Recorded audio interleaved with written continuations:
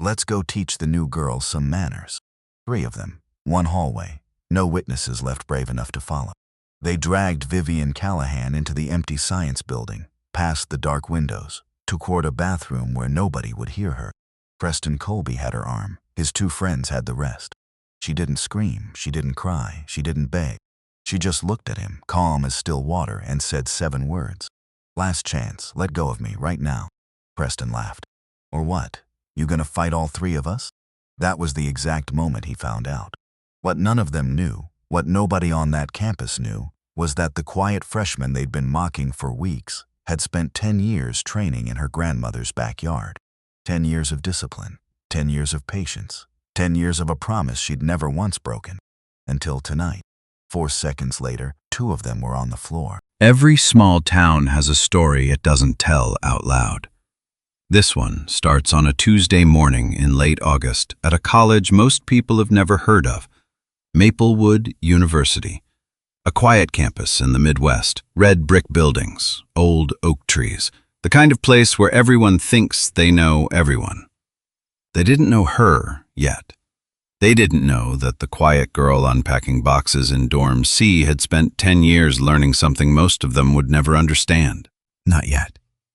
For now, she was just the new girl, the one who didn't talk much, the one who kept her eyes down in the hallway.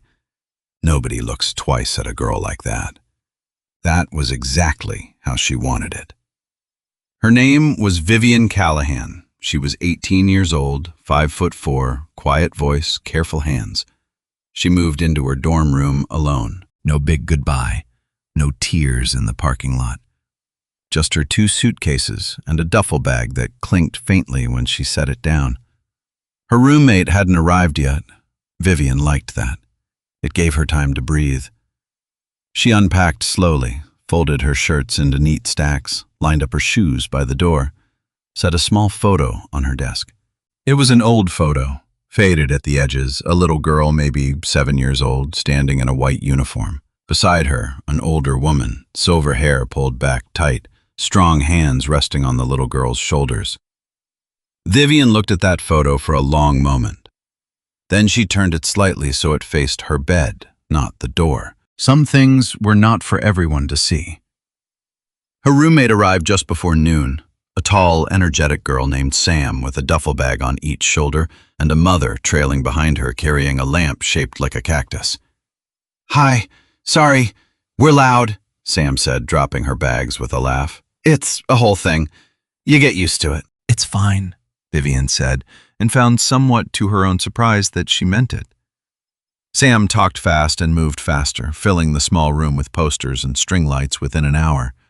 She asked Vivian a dozen questions in the first 10 minutes, where she was from, what she was studying, whether she liked mornings or nights.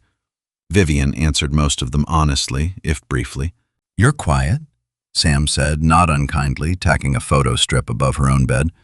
"That's cool, though. I talk enough for 2 people anyway." "I noticed," Vivian said, and Sam laughed again, a real laugh, easy and warm.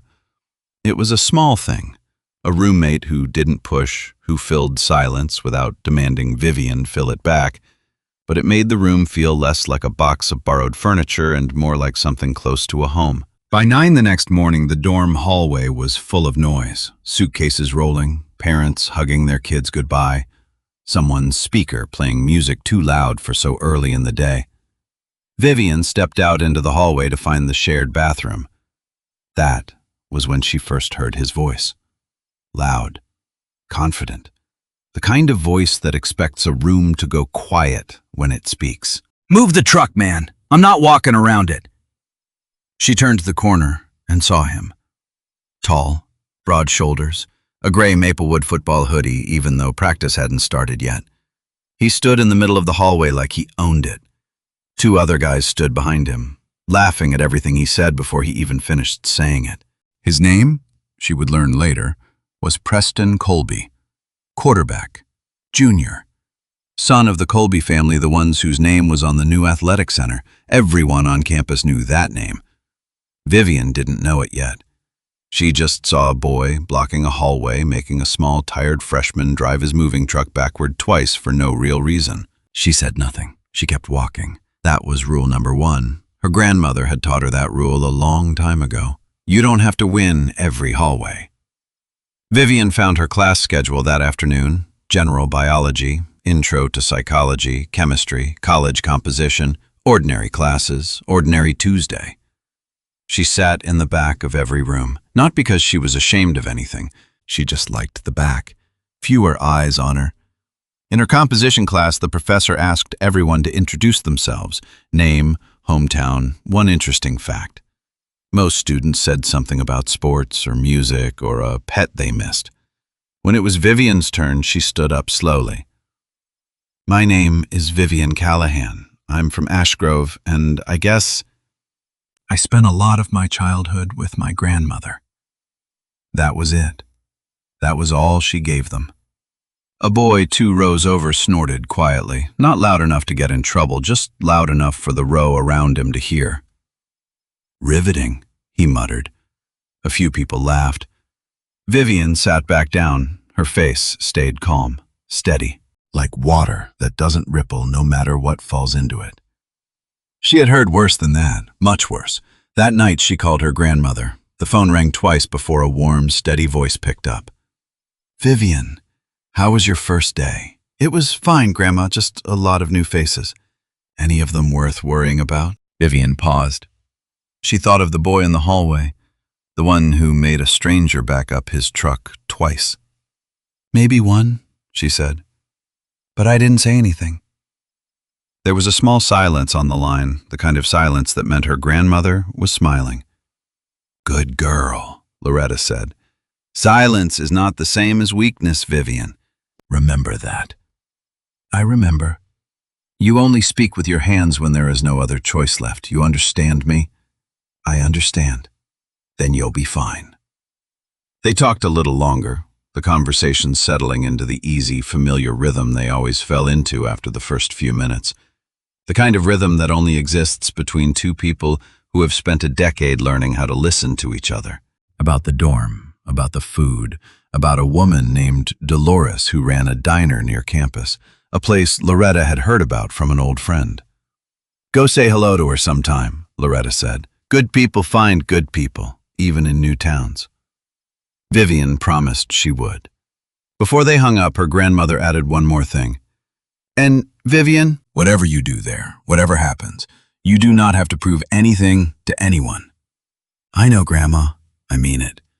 10 years of training isn't for showing off. It's for the day you have no other option. Vivian looked at the old photo on her desk, the little girl in the white uniform. I know, she said again, softer this time. I promise. She meant it. She had no idea how soon that promise would be tested. That night, before she fell asleep, her mind drifted back the way it often did to a summer afternoon 11 years earlier. She was 7 years old, barefoot in the grass behind her grandmother's house. The sun was still high, but the air had that gold, heavy feeling of late afternoon. Again? Loretta said, standing a few feet away, arms crossed, watching closely. Vivian's legs were tired. Her arms ached. She had thrown the same simple block 40 times already, and every single time her grandmother had shaken her head. Your elbow drops, Loretta said. When your elbow drops, you lose your shield. I'm tired, Vivian said, more of a whisper than a complaint. Tired is fine, Loretta said. Tired is honest. Sloppy is not. Vivian reset her stance, took a breath, threw the block again. This time Loretta nodded once. There it is, she said. Now you have it forever. They sat together afterward on the back porch steps, sharing a glass of lemonade, condensation dripping down the sides of the glass in the heat. Grandma, Vivian asked, swinging her bare feet against the wooden step, why do we practice so much if I'm never supposed to actually use it? Loretta was quiet for a moment, looking out at the yard, at the small wooden target she had built years earlier from an old fence post.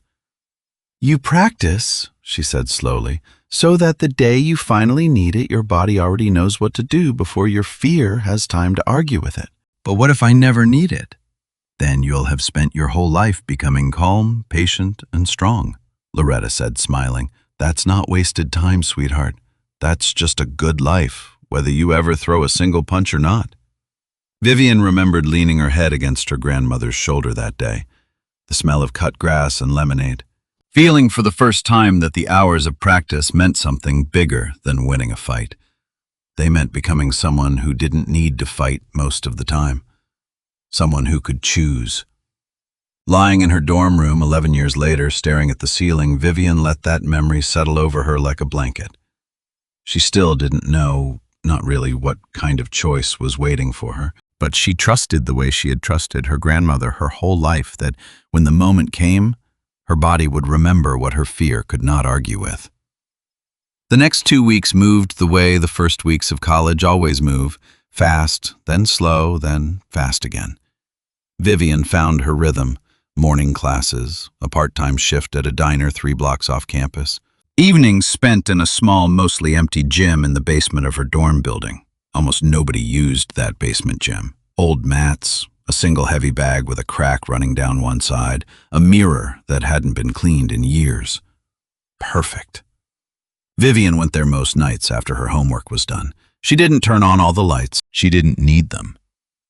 She moved through her forms slowly, precisely, the same movements she had practiced since she was 7 years old in a small backyard dojo behind her grandmother's house. Block, step, turn, strike, breathe. 10 years of that, every single week, rain or shine. Nobody at Maplewood knew any of it.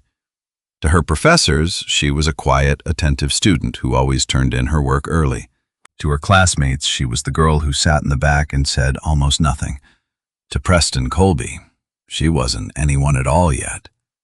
That was about to change.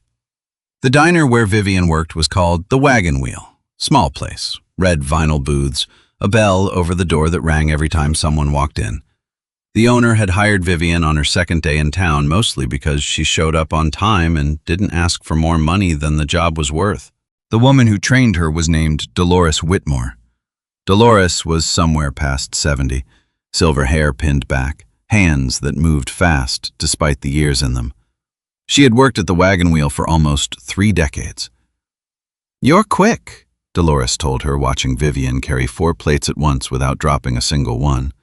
"Quicker than most of the college kids I get in here." "I've had practice," Vivian said simply. "Carrying plates?" "Balance," Dolores laughed at that. A real laugh, warm and a little rough around the edges. "I like you, Vivian Callahan," she said. "You remind me of someone I used to know." Vivian smiled just slightly. She didn't ask who. Some questions you let people answer on their own time, if they want to answer them at all. Over the following week, Vivian and Dolores fell into an easy rhythm. Dolores called out orders, Vivian delivered them. In the slow hours, Dolores told stories about the town, about the diner's history, about her late husband, a man named Walt. "He was a police officer," Dolores said one slow Thursday afternoon, wiping down the counter. 28 years on the force here in Fairbridge. Best man I ever knew. "He sounds like he was very respected," Vivian said. "Oh, he was. Everybody in this town owed that man a favor or two." Dolores smiled, eyes a little distant. "He used to say the same thing about people that I say about pie crust." "What's that?" "You can't judge it until you've seen what's underneath the top layer." Vivian thought about that for a long moment. She thought about the little photo on her desk, about 10 years of training nobody at Maplewood had ever seen. "That's a good way to think about people," she said quietly. "It's the only way," Dolores said. "Most folks never bother to look underneath. That's their loss, not the other person's." It was the following Friday when Preston Colby and his friends first walked into the Wagon Wheel. 3 of them. Preston, in the middle, wearing his gray hoodie again, flanked by 2 friends Vivian recognized from around campus. Wesley, tall and quiet, mostly just laughed at whatever Preston said. Grady, shorter, louder, always trying a little too hard to keep up. They took a booth by the window and immediately started making noise. Loud jokes, loud laughter. The kind of energy that fills a room whether the room wants it or not. Dolores approached their table with her usual warmth. "Evening, boys. What can I get you?" Preston barely looked up from his phone. Burger, fries, and can you actually get it here before next week this time? Dolores's smile didn't waver, but something behind her eyes tightened just slightly. We'll do our best, sweetheart. Yeah, that's what you said last time, Preston muttered loud enough for the whole booth to hear. Wesley and Grady laughed. Vivian, 3 tables away, heard every word. She kept working, refilled a coffee cup, cleared an empty plate. Her face stayed calm, but she was watching. 15 minutes later, Dolores brought their food out. Her hands, usually so steady, wobbled slightly under the weight of the tray. She was tired. It had been a long shift. As she set Preston's plate down, her hand slipped just enough to knock his soda glass. A small splash landed on the edge of the table. Nowhere near him. Nowhere near his phone. Preston jumped back way exaggerated, dramatic. Are you serious right now? I'm so sorry, hun. Let me grab a towel, Dolores said quickly. This is why they should get younger staff in here, Preston said, not quietly at all. This isn't a nursing home. Grady laughed loudly. Wesley smirked into his own drink. A few other customers glanced over, then quickly looked away. Nobody said anything. That was the part that stayed with Vivian the longest. Not the words themselves, the silence around them. Dolores wiped the table without a word, her jaw tight, her eyes fixed on the wet spot in front of her like it was the only thing in the room. Vivian set down the tray she was carrying. She walked over. I've got this table, she told Dolores quietly. Go take your break. Dolores looked at her for a moment. Something passed between them, something unspoken. You sure, honey? I'm sure. Dolores nodded and stepped away back toward the kitchen. Vivian turned to the booth. 3 young men looked up at her. Preston still had a smirk on his face from his last joke. Can I get you anything else? Vivian asked. Her voice was calm, even, almost gentle. Yeah, Preston said, looking her up and down. A new waitress who isn't 100 years old. Wesley laughed. Grady laughed harder. Vivian didn't laugh. She looked at Preston for exactly 1 second longer than was comfortable. Not angry. Not afraid. Just steady. She's worked here for almost 30 years, Vivian said quietly. Longer than you've been alive. I think that's worth more respect than you're giving her. The booth went quiet for a second. Preston's smirk faltered just barely before he covered it with a short laugh. Whatever, he said, waving a hand. Just bring more napkins. Vivian nodded once and walked away. She didn't feel proud of herself. She didn't feel like a hero. She just felt like she had done the smallest, most obvious thing a decent person could do. She had no idea that Preston Colby did not forget moments like that. He remembered every single one, and he never let them go unanswered for long. Back on campus, the semester kept moving forward. Vivian's classes settled into a rhythm. She liked her composition professor, a soft-spoken man named Dr. Holloway, who seemed to genuinely enjoy reading what his students wrote. She liked her chemistry lab partner, a nervous but kind sophomore named Priya, who talked fast and laughed easily once she warmed up. She did not particularly enjoy sharing a lecture hall with Preston Colby 3 times a week. It turned out he was in her intro to psychology class. He sat near the front, surrounded by friends, always ready with a joke whenever the professor paused too long. Some of the class found him funny. Some of the class found him exhausting. Almost nobody said anything either way. Vivian sat in the back as always and mostly ignored him. That worked fine for about 10 days. Then came the group project.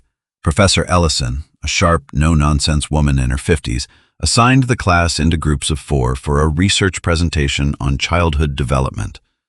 The groups were assigned randomly pulled from a spreadsheet, no favorites, no exceptions. Vivian's group included Priya, a quiet boy named Elliot Sawyer, and Preston Colby. When the professor read the names aloud, Vivian felt her stomach tighten slightly. Across the room, she saw Preston roll his eyes at his friends before turning around to look for his new group. He spotted Vivian in the back and smirked. Great, he said, loud enough for her to hear as he walked over. The waitress and I are in the same class. A couple people nearby chuckled. Vivian said nothing. She simply opened her notebook and got ready to work. The project itself moved forward the way most college group projects do, unevenly. Priya did more than her share, organizing their research into neat color-coded notes. Elliot, a quiet freshman with glasses and a nervous habit of tapping his pen, did solid, careful work but rarely spoke up in group discussions. Preston did almost nothing. He showed up to their first meeting 15 minutes late, spent most of it on his phone, and left early for practice. At their second meeting, he didn't show up at all. Vivian ended up rewriting most of his assigned section the night before it was due simply because she didn't want the whole group's grade to suffer for his absence. She didn't complain about it. She just did it quietly, the way she did most things. The presentation was scheduled for a Thursday morning. Vivian, Priya, and Elliot stood at the front of the lecture hall together. Preston strolled in 2 minutes after class started, dropped into a seat near his friends, and gave a small wave, as if that made up for anything. Their group's topic was early childhood attachment styles. Vivian had written the strongest section on secure attachment and long-term resilience, using research she genuinely understood, partly because it echoed something close to her own life. When it was her turn to speak, she stepped forward. Her voice was quiet at first, but steady. Children who grow up with one reliable, consistent adult in their life, she said, often show greater resilience later on, even in difficult circumstances. It's not about having a perfect home. It's about having at least one person who shows up every single time without fail. The room was still. A few students were actually taking notes, which almost never happened during a 9 a.m. class. My research also touched on something called earned security, Vivian continued. That's when a child doesn't start life with an ideal situation, but finds stability later through one strong relationship. Studies show that earned security can be just as protective as attachment formed from birth. Professor Ellison, sitting near the back, nodded slowly, clearly impressed. When Vivian finished, she stepped back, and it was Preston's turn. He walked up with the same easy confidence he always carried, holding a single printed page. He read straight from it, stumbling over 2 words, clearly seeing most of the material for the first time. So attachment styles are like avoidant, anxious, and secure, he said. And basically kids need good parents. That's the main idea. A long, awkward pause followed. Professor Ellison raised an eyebrow. That's the entire summary of your section, Mr. Colby. Basically, yeah, Preston said with a shrug and a small, practiced grin. The grin that usually got him out of trouble. A few students snickered, not entirely unkindly. It was almost funny watching someone so confident be so unprepared. Professor Ellison did not find it funny. I'll be evaluating individual contributions separately for this assignment, she said, making a note. Please see me after class, Mr. Colby. Preston's easy grin dropped for just a second. But Vivian saw it, and so did everyone else in the front 3 rows. For most college students, that moment would have been forgotten by lunchtime, a small embarrassment, nothing worth holding on to. Preston Colby was not most college students. He had spent his entire life being told he was exceptional. Star quarterback since middle school, family name on buildings, teachers who looked the other way, coaches who protected him. A world that had rarely, if ever, told him no. Being unprepared in front of 30 classmates and having a professor call it out directly was not something he was used to feeling. And somewhere in the back of his mind, he decided that feeling was Vivian's fault, not his own lack of preparation. Hers. That afternoon, walking out of class, Wesley caught up beside him. "Dude, that was rough," Wesley said, half laughing. "Shut up," Preston said, but there was no real heat in it, just irritation looking for somewhere to land. Grady jogged up on his other side. "The quiet girl's whole section was like a TED Talk. Kind of embarrassing for you, man." "I said shut up." They walked in silence for a moment. Then Preston spoke again, quieter this time, more to himself than to them. "She thinks she's better than everyone," he muttered. "The diner, now this." Wesley glanced at him. "It's not that deep, man. It's a group project. "It's not about the project," Preston said. His jaw was tight. "It's the way she looks at people. Like she's judging everyone." Neither Wesley nor Grady really understood what he meant. Vivian rarely looked at anyone in a way that could be called judging. If anything, she barely looked at people at all, unless they spoke to her first. But Preston had decided something in the quiet, stubborn way people decide things when their pride has been bruised. He had decided Vivian Callahan needed to be put in her place. He just hadn't decided how yet. Over the following week, small things started happening. Vivian noticed her notebook had gone missing from the group project folder, only to reappear a day later, several pages slightly crumpled, as if it had been sat on or shoved into a bag carelessly. She noticed that in psychology class, whenever she raised her hand to answer a question, a low murmur would ripple through Preston's row of friends, just quiet enough to be deniable, just loud enough to be distracting.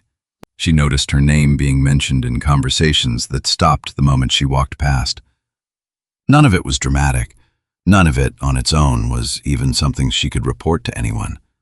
It was death by 1,000 small cuts, the kind of bullying that leaves no obvious mark, the kind that relies entirely on a target staying quiet. Vivian stayed quiet, not because she was afraid, because she was still hoping, in the back of her mind, that it would simply run its course, that Preston would get bored, that college would be big enough for both of them to exist without colliding again. She was wrong about that. One evening, walking back from the library later than usual, Vivian passed a group of students gathered near the quad.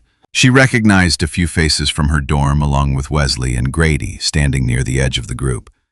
Preston was in the middle telling a story, his hands moving animatedly. And she's just standing there like dead serious, giving this whole speech about respecting the 70-year-old waitress, Preston was saying, his voice pitched slightly higher, mocking. Like I attacked the woman or something. It was just fries, man. A ripple of laughter went through the small crowd. Vivian slowed her steps, staying near the edge of the shadows, close enough to hear. She's got this whole vibe, though, Grady added. Like she thinks she's tougher than everybody, never talks, just watches you like she's better than you. She's not tough, Preston said with a short laugh. She's just weird. Quiet kids like her always think silence makes them mysterious. More laughter. Vivian felt her jaw tighten just slightly. Not from anger at being mocked. She had been mocked before plenty of times, and it rarely bothered her. What bothered her was the casual cruelty toward Dolores, the way Preston had turned kindness into a punchline. She almost stepped forward, almost said something. Then she remembered her grandmother's voice, calm and steady on the phone. You don't have to win every hallway. She took a breath, turned quietly, and walked the long way back to her dorm instead. That night, lying in bed staring at the ceiling, Vivian thought about home, about the small backyard dojo, about her grandmother's voice, patient and firm, correcting her stance for the 1,000th time. Power without control is just noise, Vivian, Loretta used to say. Anyone can throw a punch. It takes discipline to hold one back. Vivian had been holding hers back for 18 years. She wasn't planning to stop now. Not for a boy like Preston Colby. Not for anyone.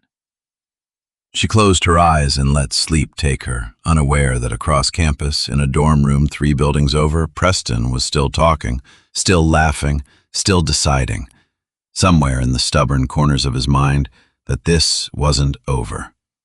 Not even close.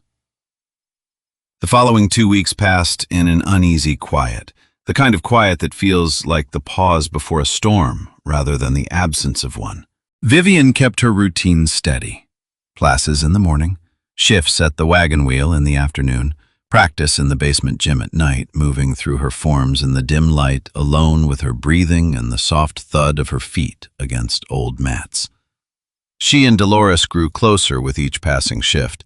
Dolores began saving her the last slice of pie at the end of slow nights, insisting it would only go to waste otherwise. Vivian began arriving 15 minutes early just to help Dolores set up without ever being asked. You've got an old soul, you know that? Dolores told her one evening, watching Vivian stack chairs with quiet efficiency. Most kids your age can't sit still long enough to notice someone else needs help. My grandmother says the same thing, Vivian said, smiling faintly. She sounds like a smart woman. She is. Dolores studied her for a moment the way older people sometimes do when they sense there's more beneath the surface of someone young. You ever think about telling people more about yourself, honey? Dolores asked gently. You keep everything so close. Folks might understand you a little better if you let them in. Vivian considered the question honestly. Some things, she said slowly, aren't for understanding. They're just for carrying quietly until they're needed. Dolores didn't push further. She simply nodded the way people do when they respect a boundary even without fully understanding it. Meanwhile, on campus, the tension with Preston hadn't disappeared. It had simply gone underground, the way most bullying does when the target refuses to react. Elliot Sawyer, the quiet classmate from their psychology group, had started sitting a little closer to Vivian in lecture. He never said much, just small nods of acknowledgement, occasional comments about the reading. One rainy Wednesday, walking out of class together, Elliot spoke up. Hey, he said, adjusting his backpack strap nervously. I just wanted to say your section of the project was really good. Genuinely. Thank you, Vivian said, a little surprised. Preston's been kind of a jerk about it, Elliot added quietly, glancing around before continuing. He was talking trash about you to some guys in his dorm. I didn't say anything, but I heard it. Vivian's expression stayed calm, though a flicker of sharpness passed behind her eyes. What did he say? Elliot hesitated. Just stuff about you thinking you're better than everyone, stuff about the diner thing. He seemed pretty worked up about it, honestly. More than it seemed worth. Vivian nodded slowly. Thank you for telling me. Yeah, of course.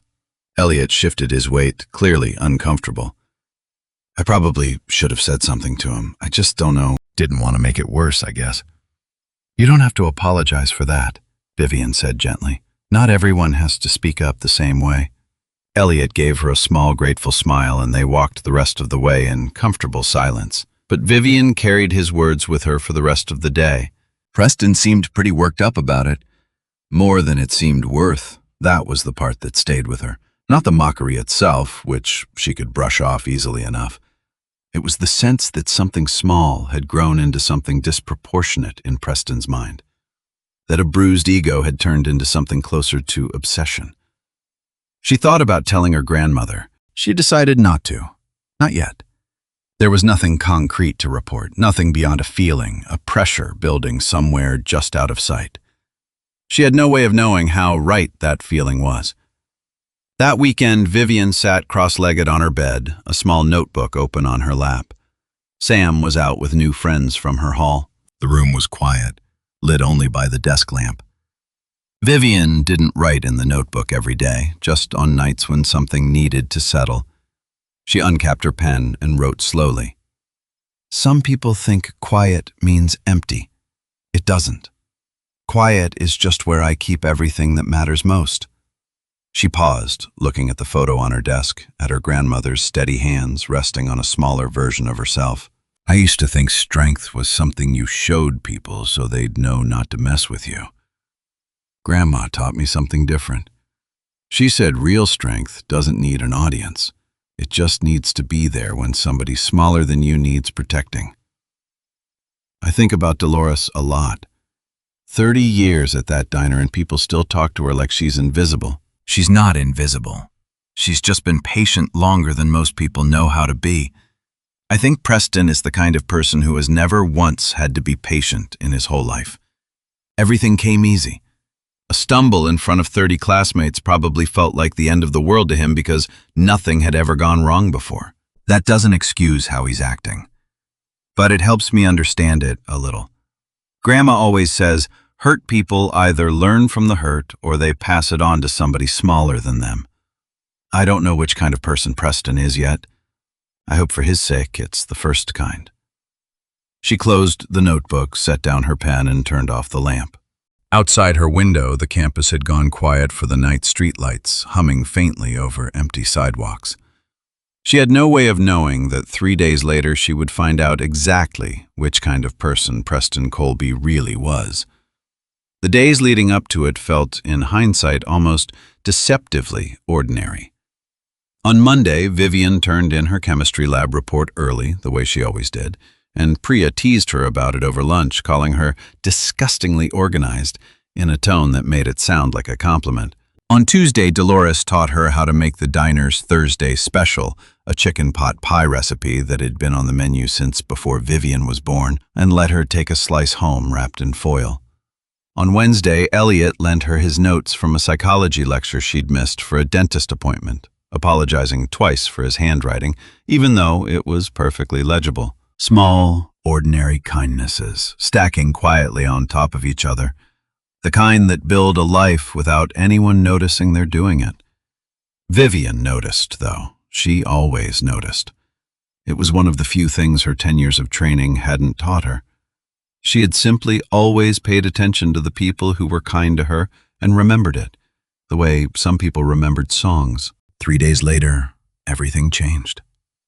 It started, as these things often do, with something small. Vivian had stayed late in the library, finishing a chemistry assignment that had taken longer than expected. By the time she left, the sky outside had gone fully dark, the campus quiet, except for scattered clusters of students heading back to their dorms. She was crossing the quad, backpack slung over one shoulder, when she heard footsteps behind her, multiple sets moving with purpose. She didn't turn around immediately. Years of training had taught her to read a situation before reacting to it. "Hey, Callahan!" She recognized the voice instantly. Vivian stopped walking and turned slowly. Preston stood a few feet away, Wesley and Grady flanking him on either side. Behind them, a small cluster of other students had gathered, drawn by some instinct that something was about to happen. Someone already had a phone raised, filming. Among them stood Sam, Vivian's roommate, on her way back from a late study session. She recognized Preston, immediately recognized the tone in his voice, and felt her stomach drop. For a moment she almost stepped forward. Then she thought of Preston's father of the building on campus, with the Colby name carved into stone above the door, of the stories she had already heard about students who crossed him and quietly disappeared from campus life the following semester. She stayed where she was, arms wrapped around her books, telling herself she would find a teacher, an RA, someone with more power than she had. She did not move quickly enough. Nobody in that small crowd moved quickly enough. That was the quiet, uncomfortable truth about moments like this one. It was rarely that people didn't care. It was that fear had learned to look exactly like indifference, and almost nobody could tell the difference from the outside. "Can I help you?" Vivian asked, her voice steady, betraying nothing. Preston's expression was tight, something simmering just beneath his usual easy confidence. "You made me look stupid in front of the whole class," he said. "In front of my friends, in front of everyone." "I didn't make you look like anything," Vivian said calmly. "You didn't do your part of the project. That's not on me."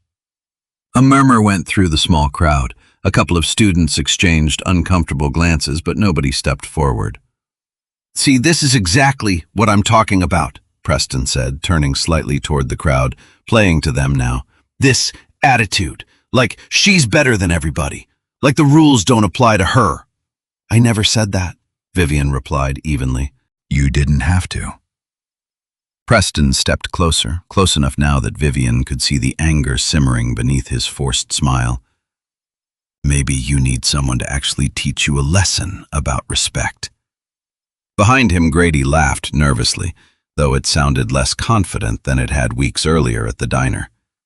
Vivian felt something settle in her chest. Not fear, something closer to clarity. "I think you should go back to your dorm, Preston," she said quietly. "This isn't going to end the way you think it will." For a moment, doubt flickered across Preston's face, the smallest hesitation. Then Wesley leaned in and muttered something too low for Vivian to hear, and whatever hesitation had been there vanished, replaced by something harder. "Yeah," Preston said, his voice rising, performing now for the small, growing crowd. "And what exactly are you going to do about it?" Somewhere in the group of onlookers, a phone camera light blinked on, someone recording quietly, not brave enough to speak up, but unwilling to look away either. Vivian didn't answer his question. She simply held his gaze steady and unblinking, the same way she had held countless practice opponents' gazes over the past 10 years, right before a match began. Preston stepped even closer, close enough now that it was no longer a conversation, it was something else entirely. "Come on," he said to Wesley and Grady, his voice suddenly sharp, decisive. "Let's go teach the new girls some manners." What happened in the next 30 seconds would be talked about on campus for weeks to come. Wesley grabbed Vivian's backpack strap first, yanking it hard enough to spin her half around. Grady moved to block her path toward the dorms, his earlier nervous laughter replaced now by something uglier, something that fed off the energy of the small crowd. "Let go of me," Vivian said, her voice low, controlled, carrying a warning that none of them were prepared to hear.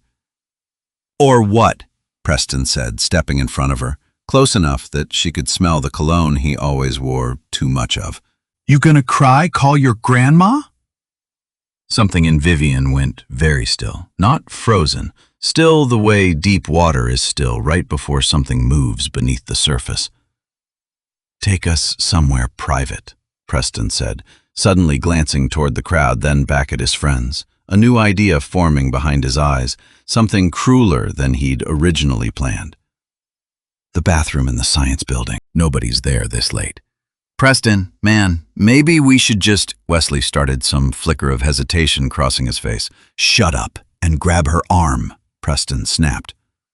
Grady, caught up in the momentum, caught up in weeks of building resentment he barely understood, reached out and grabbed Vivian's other arm. For a moment, Vivian could have ended it right there. Every instinct, every year of training told her exactly how. But her grandmother's voice echoed in her mind, steady and clear even now. "Only when there is no other choice left."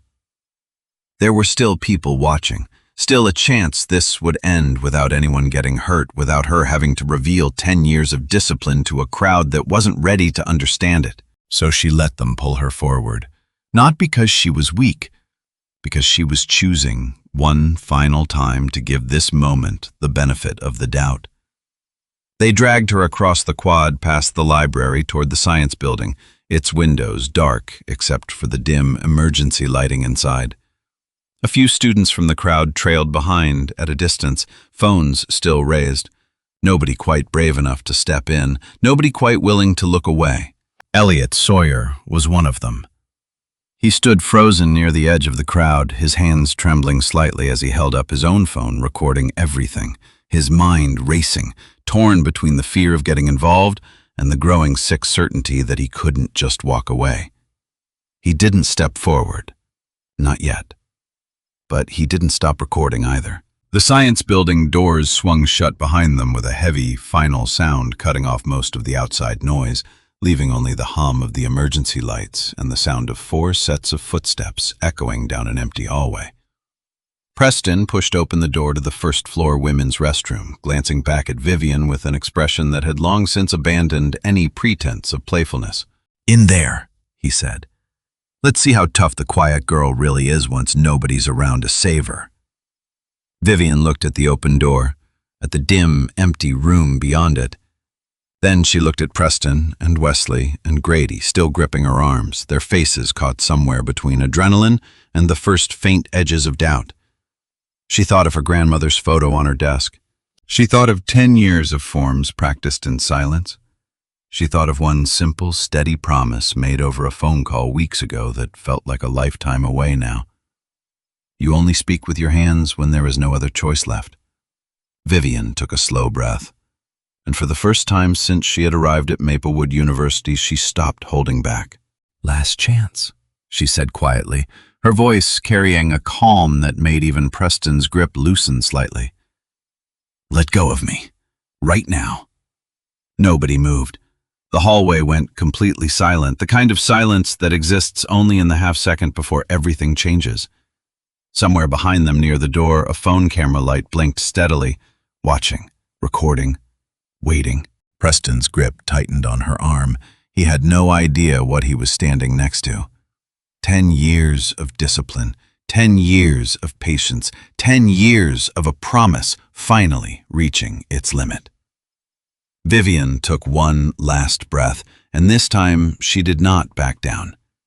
Some moments only last a few seconds, but they change the shape of everything that comes after. This was one of those moments. Preston Colby stood in a dim hallway of the science building, his hand wrapped around Vivian Callahan's arm, certain he understood exactly who she was. He did not understand at all. "Last chance," Vivian had said, her voice quiet, steady, carrying a weight none of them expected. "Let go of me, right now." Nobody moved. For half a second the hallway held its breath, then Preston laughed a short, uneasy sound and tightened his grip. "Or what?" he said. "You gonna fight all three of us?" That was the exact moment he found out. What happened next did not look like a movie fight. There were no dramatic flips, no shouting, no wasted motion at all. Vivian's free hand came up fast, catching Preston's wrist at a precise angle. A small twist, a shift of her weight, nothing more than that. Preston's grip broke instantly. His arm bent in a way that made him gasp, more from surprise than pain, and he stumbled back half a step, eyes wide. Grady lunged forward without thinking, grabbing for her shoulder. Vivian pivoted low, caught his arm, and redirected his own momentum. Grady's feet tangled beneath him, and he landed hard on the tile floor, more embarrassed than hurt. The wind knocked out of him in one short huff. Wesley froze completely, hands raised, taking a full step back. "Whoa!" he said. "Whoa, I didn't even touch her." Vivian straightened, breathing steady, her expression calm, not angry, not proud, just calm, the way still water looks right after a stone is already sunk beneath it. The whole exchange had taken less than 4 seconds.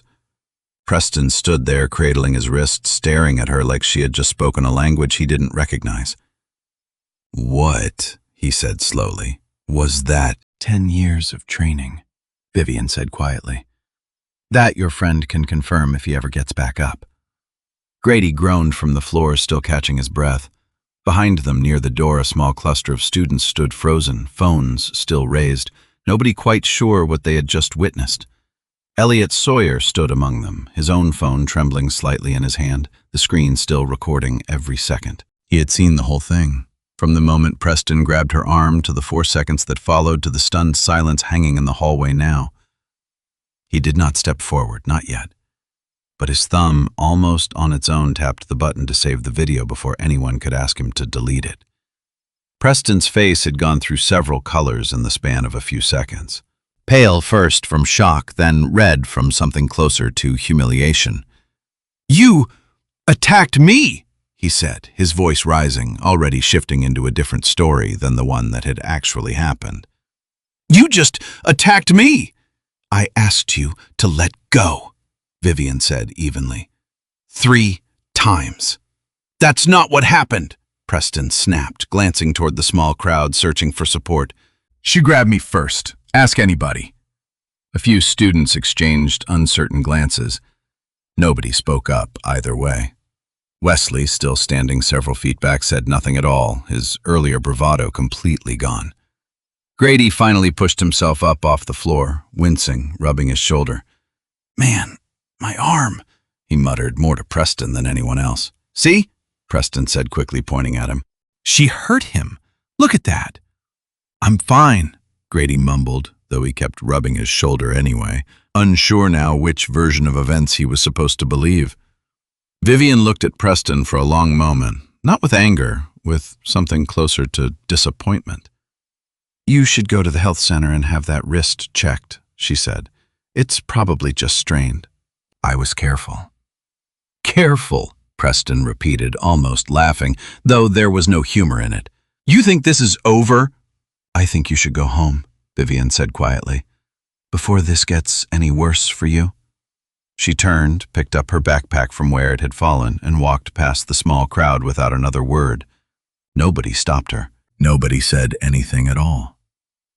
The walk back to her dorm felt longer than usual. Vivian's hands were steady, her breathing calm, but her mind moved quickly, turning the last 5 minutes over and over.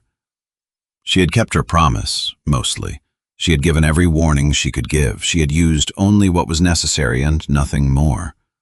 But she also knew, with a certainty that settled heavy in her stomach, that this was not over. Preston Colby was not the kind of person who let embarrassment go quietly. She was right. That same night, in his room across campus, Preston sat on the edge of his bed, still cradling his wrist, though the swelling had mostly gone down within the hour. It wasn't his wrist that bothered him anymore. It was the 4 seconds. The way they kept replaying in his head, sharper each time, no matter how many times he tried to think about something else. He picked up his phone and called his father. "Dad, hey!" His voice came out steadier than he felt. "Something happened tonight. I need you to hear it from me first." His father, Richard Colby, listened without much comment while Preston explained his version of events, the version already smoothed and reshaped into something easier to say out loud. "She attacked me and my friends," Preston finished, unprovoked. "I might need to see a doctor about my wrist." There was a pause on the line, the kind of pause Preston had heard many times before, the sound of his father calculating rather than reacting. "Is there video?" Richard asked finally. "There might be. I don't know for sure." "Get ahead of it," Richard said, his voice brisk, businesslike, the same tone he used for closing real estate deals. "File a report tonight, before she does. First story told is usually the one people believe, at least at first." "Okay. And Preston?" His father's voice sharpened slightly. "This is the 3rd time in 4 years I've had to make a phone call because of something you started and couldn't finish cleanly. Do you understand how that looks for this family?" Preston's jaw tightened. "I didn't start it. She's the one who—" "I don't care who started it," Richard cut in. "I care how it ends. Handle it, or I will, and you won't like how I handle things." The call ended a moment later, and Preston sat alone in the quiet of his room, staring at his phone. Something uncomfortable settling low in his stomach, a feeling he didn't have a name for yet. It wasn't quite guilt, but it was close enough to keep him awake long after midnight, filing an incident report he already suspected somewhere beneath his pride wasn't entirely true. By the time Vivian reached her dorm room, Sam was already there, curled up on her bed with her laptop, half watching something with the sound low. "Hey," Sam said, glancing up. Then she paused, taking in Vivian's face more carefully. "You okay? You look kind of pale." "I'm fine," Vivian said, setting her backpack down carefully. "Long night." Sam studied her for a moment longer, clearly sensing there was more to the story, but she didn't push. "There's leftover pizza in the mini fridge if you want it," she said instead. "No pressure to talk, just figured you might be hungry." Vivian managed a small, tired smile. "Thanks, Sam." She almost let it stay there, almost let the night end with pizza and silence and nothing more said. But Sam was still watching her patient in a way that didn't ask to be told, only offered the space in case Vivian wanted to fill it. "Okay," Vivian said, finally sitting down across from her. "It's complicated." "I've got time," Sam said, patting the empty spot on her own bed. "And for what it's worth, the version where you single-handedly took down 3 guys from the football team is currently my favorite, so you've got a high bar to disappoint me from." Despite everything, Vivian felt the corner of her mouth lift slightly. She sat down and told her roommate the truth.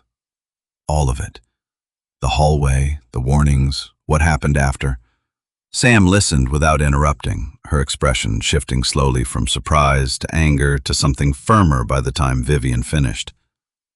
"That's insane," Sam said flatly. "They grabbed you. 2 against 1 plus Preston, and you're telling me you're the one who might get in trouble for this?" "That's what I'm worried about, yes." "That's not a worry, that's a joke," Sam said, shaking her head. "A bad one." She paused, studying Vivian more carefully. "Wait, 10 years of training, what exactly does that mean?" Vivian glanced at the small photo on her desk. "It means my grandmother didn't want me to ever feel like I needed someone else to keep me safe," she said quietly. "She's been teaching me since I was 7. Sam let out a low whistle. "Remind me never to steal your fries." "I'll allow the fries," Vivian said, and for the first time in hours she laughed just a little, the tension in her shoulders loosening slightly. "For real, though," Sam added, her voice softening. "Whatever happens next, you're not going through this alone. I don't care how many buildings that guy's last name is on." Vivian looked at her roommate for a long moment, feeling something warm settle in her chest, something she hadn't expected to find this quickly in a town she barely knew. "Thank you, Sam." "Don't thank me yet," Sam said, already reaching for her laptop again. "I'm about to go write a strongly worded email to Student Affairs, and I have a lot of feelings to get out." Vivian went to bed that night, believing the worst of it was already behind her. That 4 seconds in a hallway had been the hardest part, and that whatever came next would be easier simply because the truth was finally on her side. She was wrong about that, too.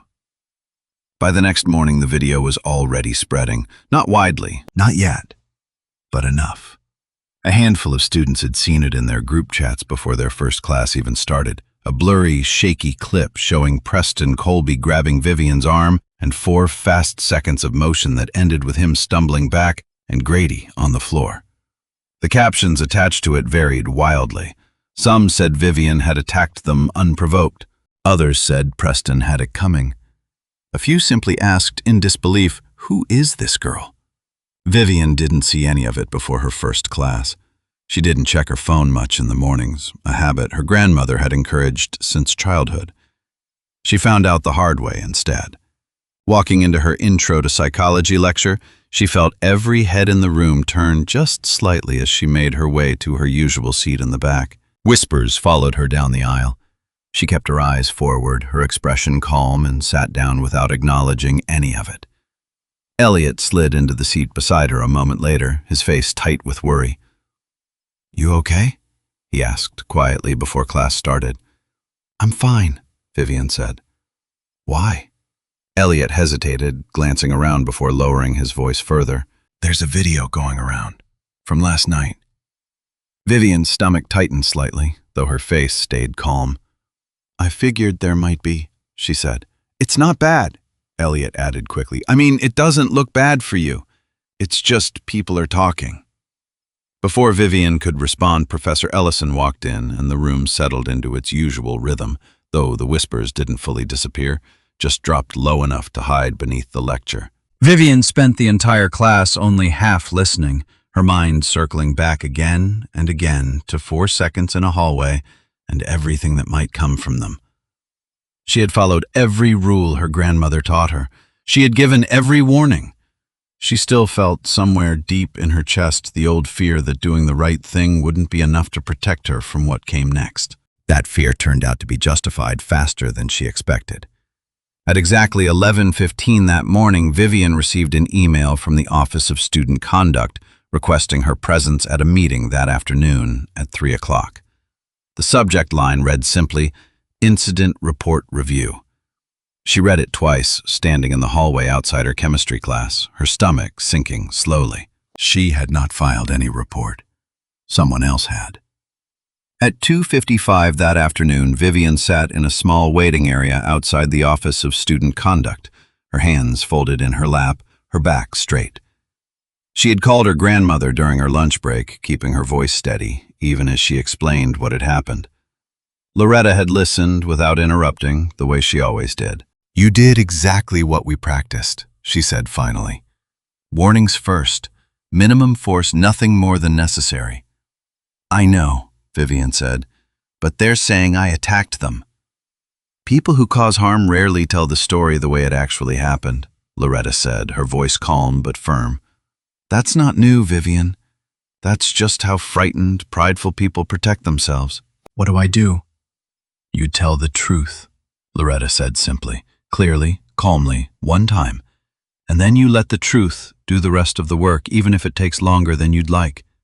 Vivian held on to those words now, sitting outside an office that held her academic future in its hands, waiting to be called in. The door opened at exactly 3 o'clock. "Miss Callahan, we're ready for you." The man who greeted her was tall, silver-haired, wearing a gray suit that looked slightly too formal for a Tuesday afternoon. His nameplate read, Dean Robert Whitfield, Office of Student Conduct. His expression was polite but distant, the kind of politeness that exists mostly for appearances. "Please, have a seat," he said, gesturing toward a chair across from his desk. Vivian sat down carefully. On the desk between them lay a printed still image pulled from the video showing the exact moment Preston stumbled backward, clutching his wrist. "I'll be direct with you, Miss Callahan," Dean Whitfield said, folding his hands together. "We've received a complaint alleging that you assaulted 3 students last night, unprovoked, resulting in a minor injury." "That's not what happened," Vivian said calmly. "I understand you may see it differently," Dean Whitfield said in a tone that suggested he did not particularly believe her. "But we do have video evidence along with statements from 2 witnesses." "There's more video than what they gave you," Vivian said. "It shows exactly what happened before that moment." 3 people surrounded me. 2 of them grabbed my arms. I gave 3 clear warnings before I did anything. Dean Whitfield's expression flickered just slightly, something close to discomfort passing behind his eyes. "We'll certainly review any additional footage that becomes available," he said, though his tone didn't shift much. "In the meantime, given the seriousness of the allegations, I have to consider a temporary suspension while this matter is fully investigated." Vivian felt something cold settle in her chest. "A suspension," she repeated quietly. "For defending myself." "For an altercation resulting in injury," Dean Whitfield corrected, though the correction felt thin even to him. "I understand this is difficult to hear." What Vivian did not know, sitting in that office, was the reason behind Dean Whitfield's careful, uneasy tone. 3 years earlier, his own son, a mediocre student with little chance of admission on his own merit, had been accepted into Maplewood University under unusual circumstances, shortly after a substantial donation from the Colby family funded a new scholarship program. Nothing illegal had happened. Nothing that could ever be proven, at least. But Dean Whitfield understood, in the quiet, uncomfortable way people understand debts they never openly acknowledge, that his family owed something to the Colbys that had nothing to do with paperwork. He told himself this had nothing to do with that. He was not entirely convincing even to himself. "I'd like to review the full video before any decision is made," Vivian said steadily, refusing to let her voice shake. "The footage from a witness named Elliot Sawyer, it shows everything that happened before I acted." Dean Whitfield hesitated, clearly caught off guard. "I wasn't aware there was additional footage," he said carefully. "There is," Vivian said. "I'd ask that you review it before making any decision that affects my education." For a long moment the dean studied her, something in her calm, steady insistence clearly unsettling him more than shouting or tears would have. "I'll look into it," he said finally. "In the meantime, I'm placing you on temporary suspension from campus activities pending review. You'll still be permitted to attend classes, but I'll need you to avoid contact with the other students involved." Vivian nodded once, her jaw tight, though she said nothing further. She stood, thanked him with a politeness she did not entirely feel, and walked out of the office with her spine straight and her hands steady, refusing to let anyone see how much the ground had just shifted beneath her. Outside in the late afternoon sun, she finally allowed herself one slow, unsteady breath. She had followed every rule, and it still might not be enough. Word of the suspension spread almost as fast as the video had. By the time Vivian reached the dining hall that evening, the whispers had multiplied, splitting into 2 clear camps, the way rumors on a small campus always seem to do. Some students, mostly friends of Preston's from the football program, repeated his version without question. She just snapped on them, came out of nowhere. Some people can't handle a little teasing. Others, quieter, less certain, simply exchanged uneasy glances whenever Vivian walked past, unsure what to believe, unwilling to take a side in either direction. Vivian kept her head up and her tray steady, choosing a table near the back, the way she chose most things. She had barely sat down when a young woman she recognized from her chemistry lecture approached, holding her own tray, hesitating for a moment before speaking. "Hey, Vivian, right?" "That's right." "I'm Priya. We're lab partners on Tuesdays." She sat down across from Vivian without waiting for an invitation, setting her tray down with quiet determination. I heard what people are saying about the thing in the science building.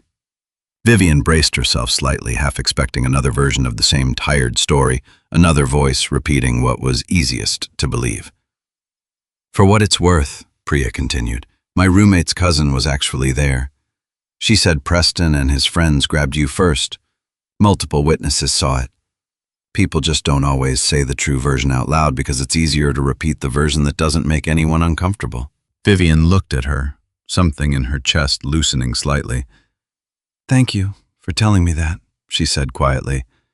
I just think it's messed up, Priya said, stabbing at her salad with more force than necessary. Everyone's so scared of Preston's family that they'll believe whatever keeps them comfortable. It's not fair to you. No, Vivian agreed, it isn't. They ate in comfortable silence for a few minutes, and Vivian found herself grateful for it. Grateful for one small, steady voice willing to say the quiet truth out loud, even if it was only across a dining hall table. Fairness had a way of arriving slowly sometimes, but it rarely arrived completely, alone. That evening, Vivian went to the basement gym the way she always did when her thoughts grew too loud to sit with quietly.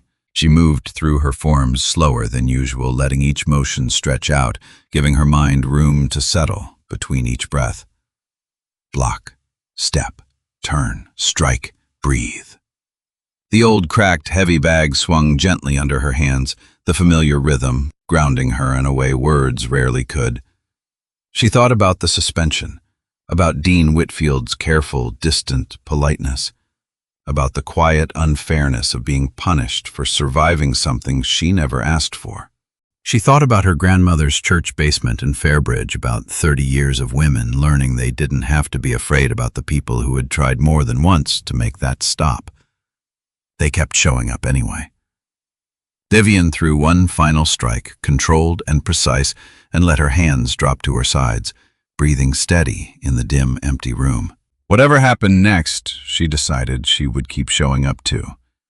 She had not been scheduled to work that week, given the suspension, but she stopped by the wagon wheel anyway on her way back from the gym, just to see a familiar face. Dolores spotted her through the window and waved her in before she could change her mind. Sit, Dolores said, already pouring a glass of lemonade without being asked. I heard some of what happened. Not all of it, I'm sure, but enough. It's a mess, Vivian admitted, sliding onto a stool at the counter. Most worthwhile things are, at some point, Dolores said, leaning against the counter across from her. You know, my Walt used to say something about this. About folks who cause trouble and then cry the loudest when trouble finally catches up to them. What did he say? He said the ones who shout the most about being wronged are usually the ones most afraid of being seen clearly, Dolores said. 28 years wearing a badge taught him that much, at least. Vivian turned her glass slowly on the counter, thinking about that. I keep wondering if I should have just walked away, she said quietly, before any of it happened. Honey, you did walk away, plenty of times, from what I understand, Dolores said gently.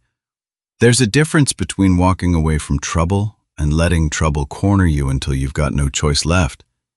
You didn't go looking for that hallway. It came looking for you.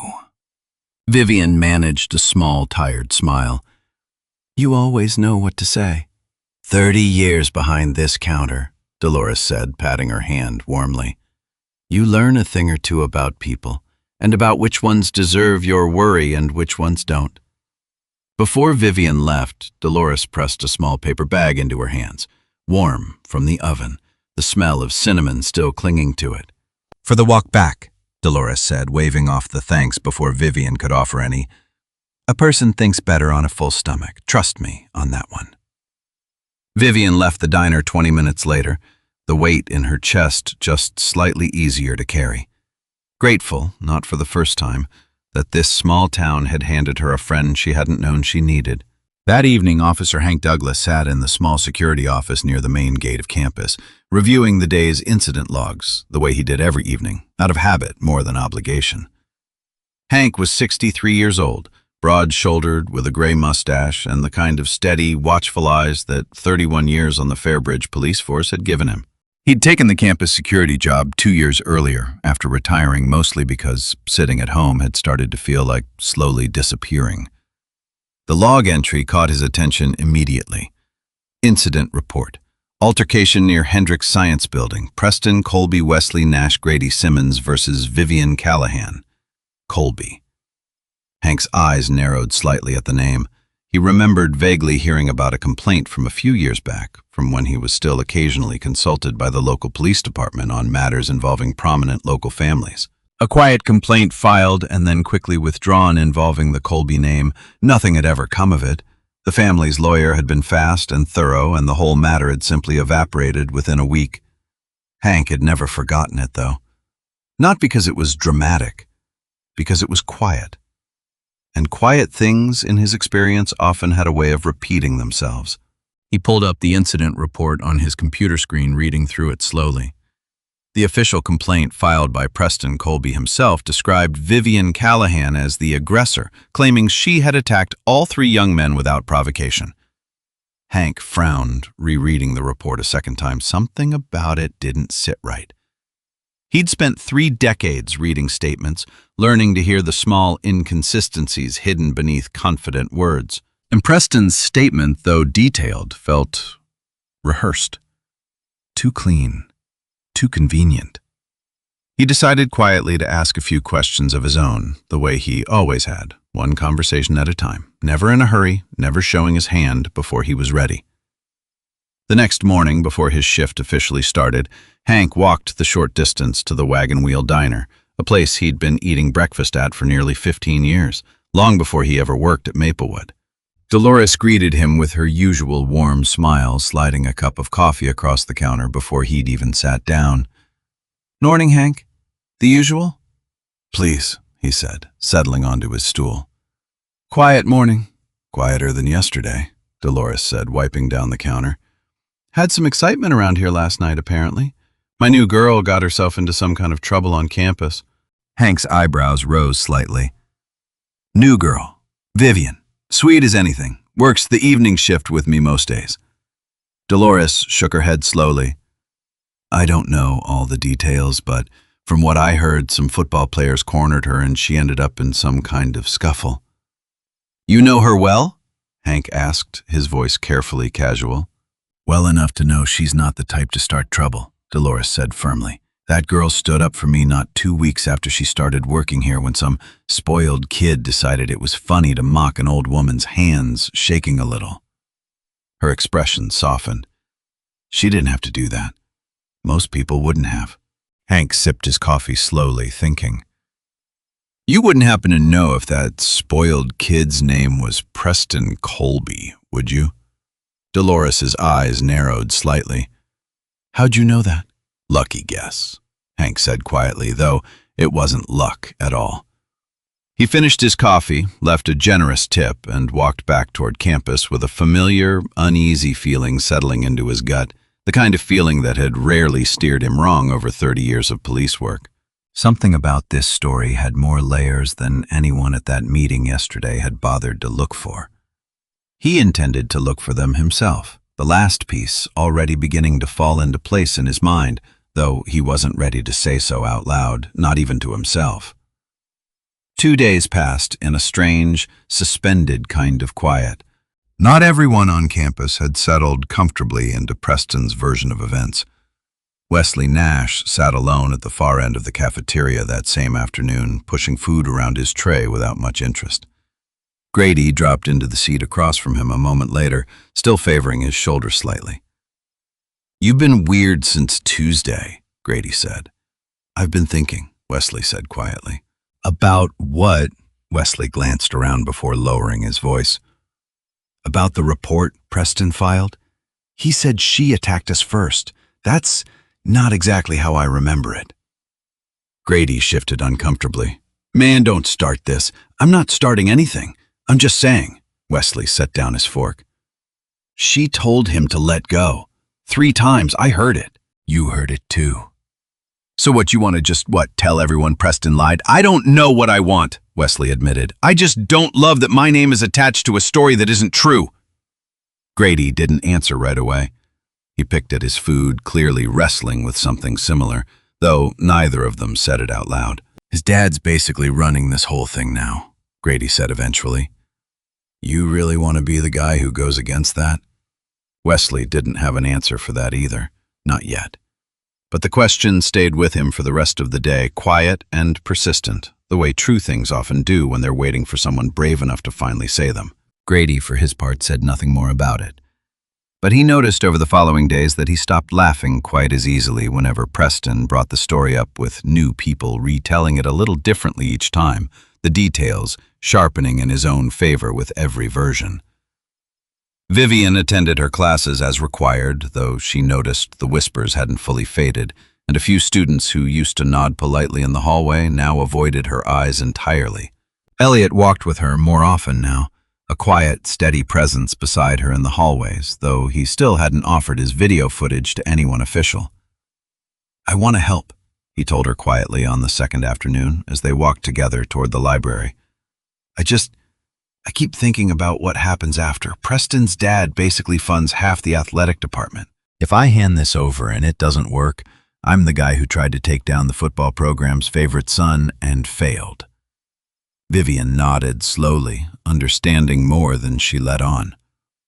I'm not asking you to do anything, she said. I mean that. I know, Elliot said. That almost makes it worse, honestly. You're not even asking, and I still can't make myself do it. They walked in silence for a moment, the late afternoon sun slanting long shadows across the sidewalk. My grandmother has a saying, Vivian said eventually. She says courage isn't the absence of fear. It's doing the right thing anyway, at your own pace, when you're finally ready. Elliot glanced at her, something like relief crossing his face. Your grandmother sounds like she'd be a good person to know, he said. She is, Vivian said simply. That evening, Vivian called home again, sitting on the small balcony outside her dorm building, the phone pressed to her ear, the campus quiet below her. They're talking about suspending me, she told Loretta, for defending myself. I know how that feels, Loretta said, her voice steady, though something in it carried an old familiar weight. People in positions of comfort rarely enjoy being reminded that comfort isn't the same as fairness. Have you dealt with this before? Vivian asked. Something like this? There was a pause on the line longer than usual. A long time ago, Loretta said finally, before you were born.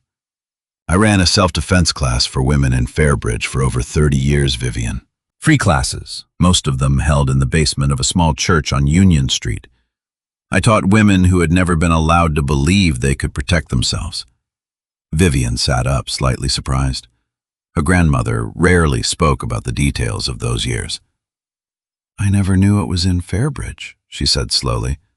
I thought that was somewhere else. It's a small world sometimes, Loretta said, a faint, knowing warmth in her voice. Smaller than people realize. Did people ever try to stop you back then? More than once, Loretta said. There were always people uncomfortable with quiet women, learning they didn't have to stay afraid. But the ones who mattered, the ones who truly needed it, they kept showing up anyway. That's how you know something is worth doing, Vivian. Not because it's easy, because people keep showing up for it, even when it's hard. Did you ever want to quit? Vivian asked. When people made it difficult? Every winter for about 3 years straight, Loretta said, and Vivian could hear the small smile in her voice. There was a man on the church board back then who thought a room full of women learning to defend themselves was, in his words, unnecessary and unbecoming. He tried twice to have the class removed from the schedule. What happened? The pastor at the time was a woman named Ruth Sharper, than any man on that board put together. She told him the class stayed or she'd find a church that understood what its basement was actually for. Loretta chuckled softly. The class stayed for 31 years after that, Vivian. Long after that man stopped showing up to complain. Vivian smiled faintly, picturing it, a small church basement full of quiet, determined women and one sharp, unshakable pastor standing between them and anyone who thought their safety was optional. I wish I could have seen that, she said. You will, in your own way, Loretta said. Every generation gets its own version of that basement, Vivian. Its own version of people who'd rather you stay quiet and afraid, and its own version of someone standing between you and them. Right now, that's simply your version of the story. You just haven't seen all of it yet. Vivian held on to those words long after the call ended, staring out at the dark campus below her, the weight in her chest just slightly lighter than it had been an hour earlier. She still didn't know how this would end, but she was beginning to understand more clearly than before that she wasn't standing entirely alone. Not really. Not even here in a town she'd only just started to call home. The following afternoon, Vivian sat alone in her dorm room staring at a blank document on her laptop screen, a half-finished draft of an email to the registrar's office. Subject line, "Request for voluntary withdrawal." She had typed 3 sentences and deleted them twice. Part of her, the tired, quiet part that had spent 2 straight days feeling every whispered conversation stop the moment she entered a room, wanted simply to leave, to transfer somewhere else, somewhere nobody knew her name, yet where she could start over without 4 seconds in a hallway following her everywhere she went. It would be easier, she told herself. Easier than fighting a system that already seemed to have decided who deserved the benefit of the doubt. She stared at the blinking cursor for a long time, then she closed the laptop without sending anything. Running wasn't the same as choosing peace. Her grandmother had taught her that too, though not in words. Just in the way Loretta had stayed in Fairbridge for 30 years teaching quiet women to stand taller even when some people wished she would simply go away. Vivian picked up the small photo from her desk instead, studying it closely. The little girl in the white uniform, the steady hands on her shoulders. "Okay," she said quietly to no one but herself. "Not yet." She set the photo back down, opened her chemistry textbook instead and got back to work, refusing to let this be the version of the story where she disappeared quietly. 2 days later, Officer Hank Douglas sat at his desk long after his shift had technically ended, an old case file open in front of him, retrieved from the archived records of the Fairbridge Police Department, with the help of a former colleague who still owed him a favor or two. The file was 7 years old. It documented a complaint filed by a family in a neighboring county, alleging that their son had been physically intimidated and threatened by a group of students during a high school football camp, one of them identified as Preston Colby, then a freshman. The complaint had been withdrawn less than a week after it was filed, following what the file vaguely described as a private resolution between the families involved. Hank read the file twice, his jaw tight. Then he found a second file, this one from 4 years earlier, a nearly identical pattern. A complaint, a brief investigation, a sudden, quiet withdrawal. 2 incidents, 2 families, 2 situations that simply disappeared before anyone in power had to answer difficult questions. Hank leaned back in his chair, rubbing a hand over his tired eyes. 31 years on the force had taught him plenty of things, but one lesson stood above the rest, learned early and confirmed again and again over the decades. Patterns didn't lie, even when people did. He picked up his desk phone and dialed Dean Whitfield's office directly. His voice, calm but carrying the same steady authority that had once made hardened suspects tell him the truth without ever being asked twice. "Dean Whitfield," he said when the call connected. "This is Officer Douglas, Campus Security. I think we need to talk about the Colby situation, and I think you're going to want to hear what I found before you make any final decisions." There was a long pause on the other end of the line. "I'll clear some time this afternoon," Dean Whitfield said finally, his voice noticeably less steady than it had been in his meeting with Vivian 3 days earlier. The meeting happened at 4 o'clock that afternoon in the same office where Vivian had sat 3 days earlier. Hank laid the 2 case files on the desk without ceremony, along with a brief summary he had typed up himself, careful and precise the way he had written 1,000 reports before. Dean Whitfield read through them slowly, his face growing paler with each page. "These were withdrawn," he said finally, weakly. "Both complaints. Nothing was ever proven." "No," Hank agreed. "Nothing was ever proven because both families backed down within a week of filing. That's not the same thing as nothing happening, Dean. You know that as well as I do. Whitfield rubbed a hand over his face, silent for a long moment.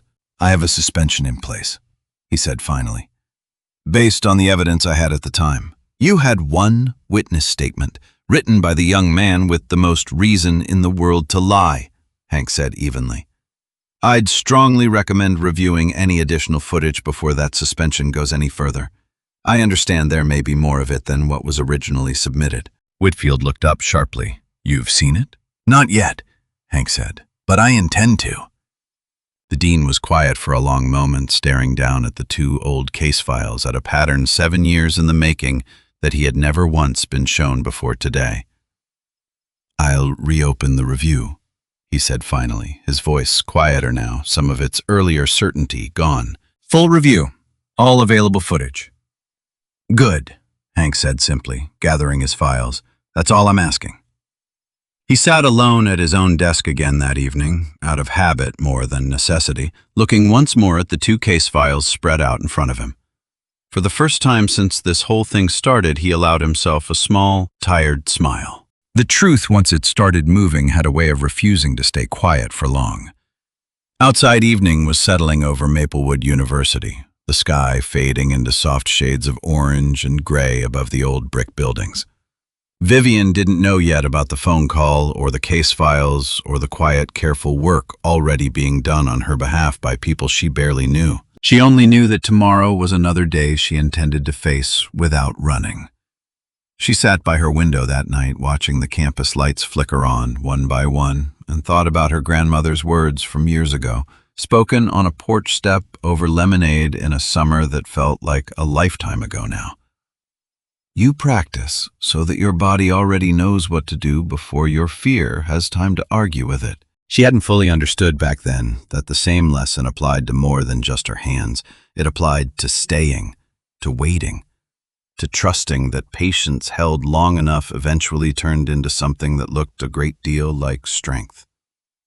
She turned off her lamp, closed her eyes, and let sleep finally come. Across the hall, Elliot Sawyer sat awake much later than usual, staring at a single saved video file on his phone, his thumb hovering over the share button, then pulling back, then hovering again. He thought about Priya's words at dinner that night, quiet but firm. People just don't always say the true version out loud because it's easier to repeat the version that doesn't make anyone uncomfortable. He thought about Wesley, 2 tables away in the dining hall earlier, picking at his food, clearly carrying some version of the same discomfort Elliot felt. He wasn't ready yet. Not tonight. But for the first time since that night outside the science building, he found himself thinking less about what might happen if he came forward, and more about what it might feel like to finally stop carrying the weight of staying silent. He set his phone down on the nightstand, screen still dark, and told himself quietly that tomorrow might be different. Somewhere across town in a quiet office lit by a single desk lamp, Officer Hank Douglas was still reading, still connecting old, quiet threads that had waited 7 years to finally be pulled. Neither of them knew yet how closely their paths were about to cross, but somewhere, deep beneath the surface of a small town that thought it already knew all its own stories, the truth was finally beginning to stand up, quietly, patiently, the way most true things eventually do, whether anyone is ready for them or not. Some truths take days to surface. Others take years. This one had been waiting 7 of them. Elliot Sawyer woke up before his alarm the next morning, the ceiling above his bed the first thing he saw in the gray, early light. He had barely slept. He reached for his phone on the nightstand, the saved video still sitting there, untouched since the night before. He thought about Vivian sitting alone in the back of every classroom, carrying a suspension she never deserved with more grace than he could have managed. He thought about his own silence and how much longer he was willing to let it stretch. By 7:30 he was dressed and walking across campus, the video already forwarded to himself twice, just in case his hands steady despite the nervous knot in his stomach. He found Officer Douglas exactly where Dolores had told him he would be, in the small security office near the main gate, a cup of coffee steaming on the desk in front of him. "Officer Douglas," Hank looked up from his paperwork, taking in the young man standing nervously in his doorway. "Can I help you, son?" "My name's Elliot Sawyer," he said. "I was there. The night in the science building. I have video of the whole thing from before Preston even grabbed her." Hank set down his pen slowly, giving the young man his full attention. "Sit down," he said. "Tell me everything." Elliot sat, and for the next 20 minutes he did exactly that, laying out every detail he remembered, every word spoken in that hallway, every second captured on his phone. When he finished, Hank leaned back in his chair, studying him carefully. "Why now?" he asked. "You've had this for 3 days. Elliot was quiet for a moment, choosing his words carefully. "I kept telling myself it wasn't my place," he said finally. "That someone else would say something, that it would sort itself out." He shook his head slowly. "But nobody else did say something. And watching her get punished for something she didn't do while I sat there being careful, it stopped feeling like caution. It just felt like cowardice." Hank nodded slowly, respect settling into the lines of his face.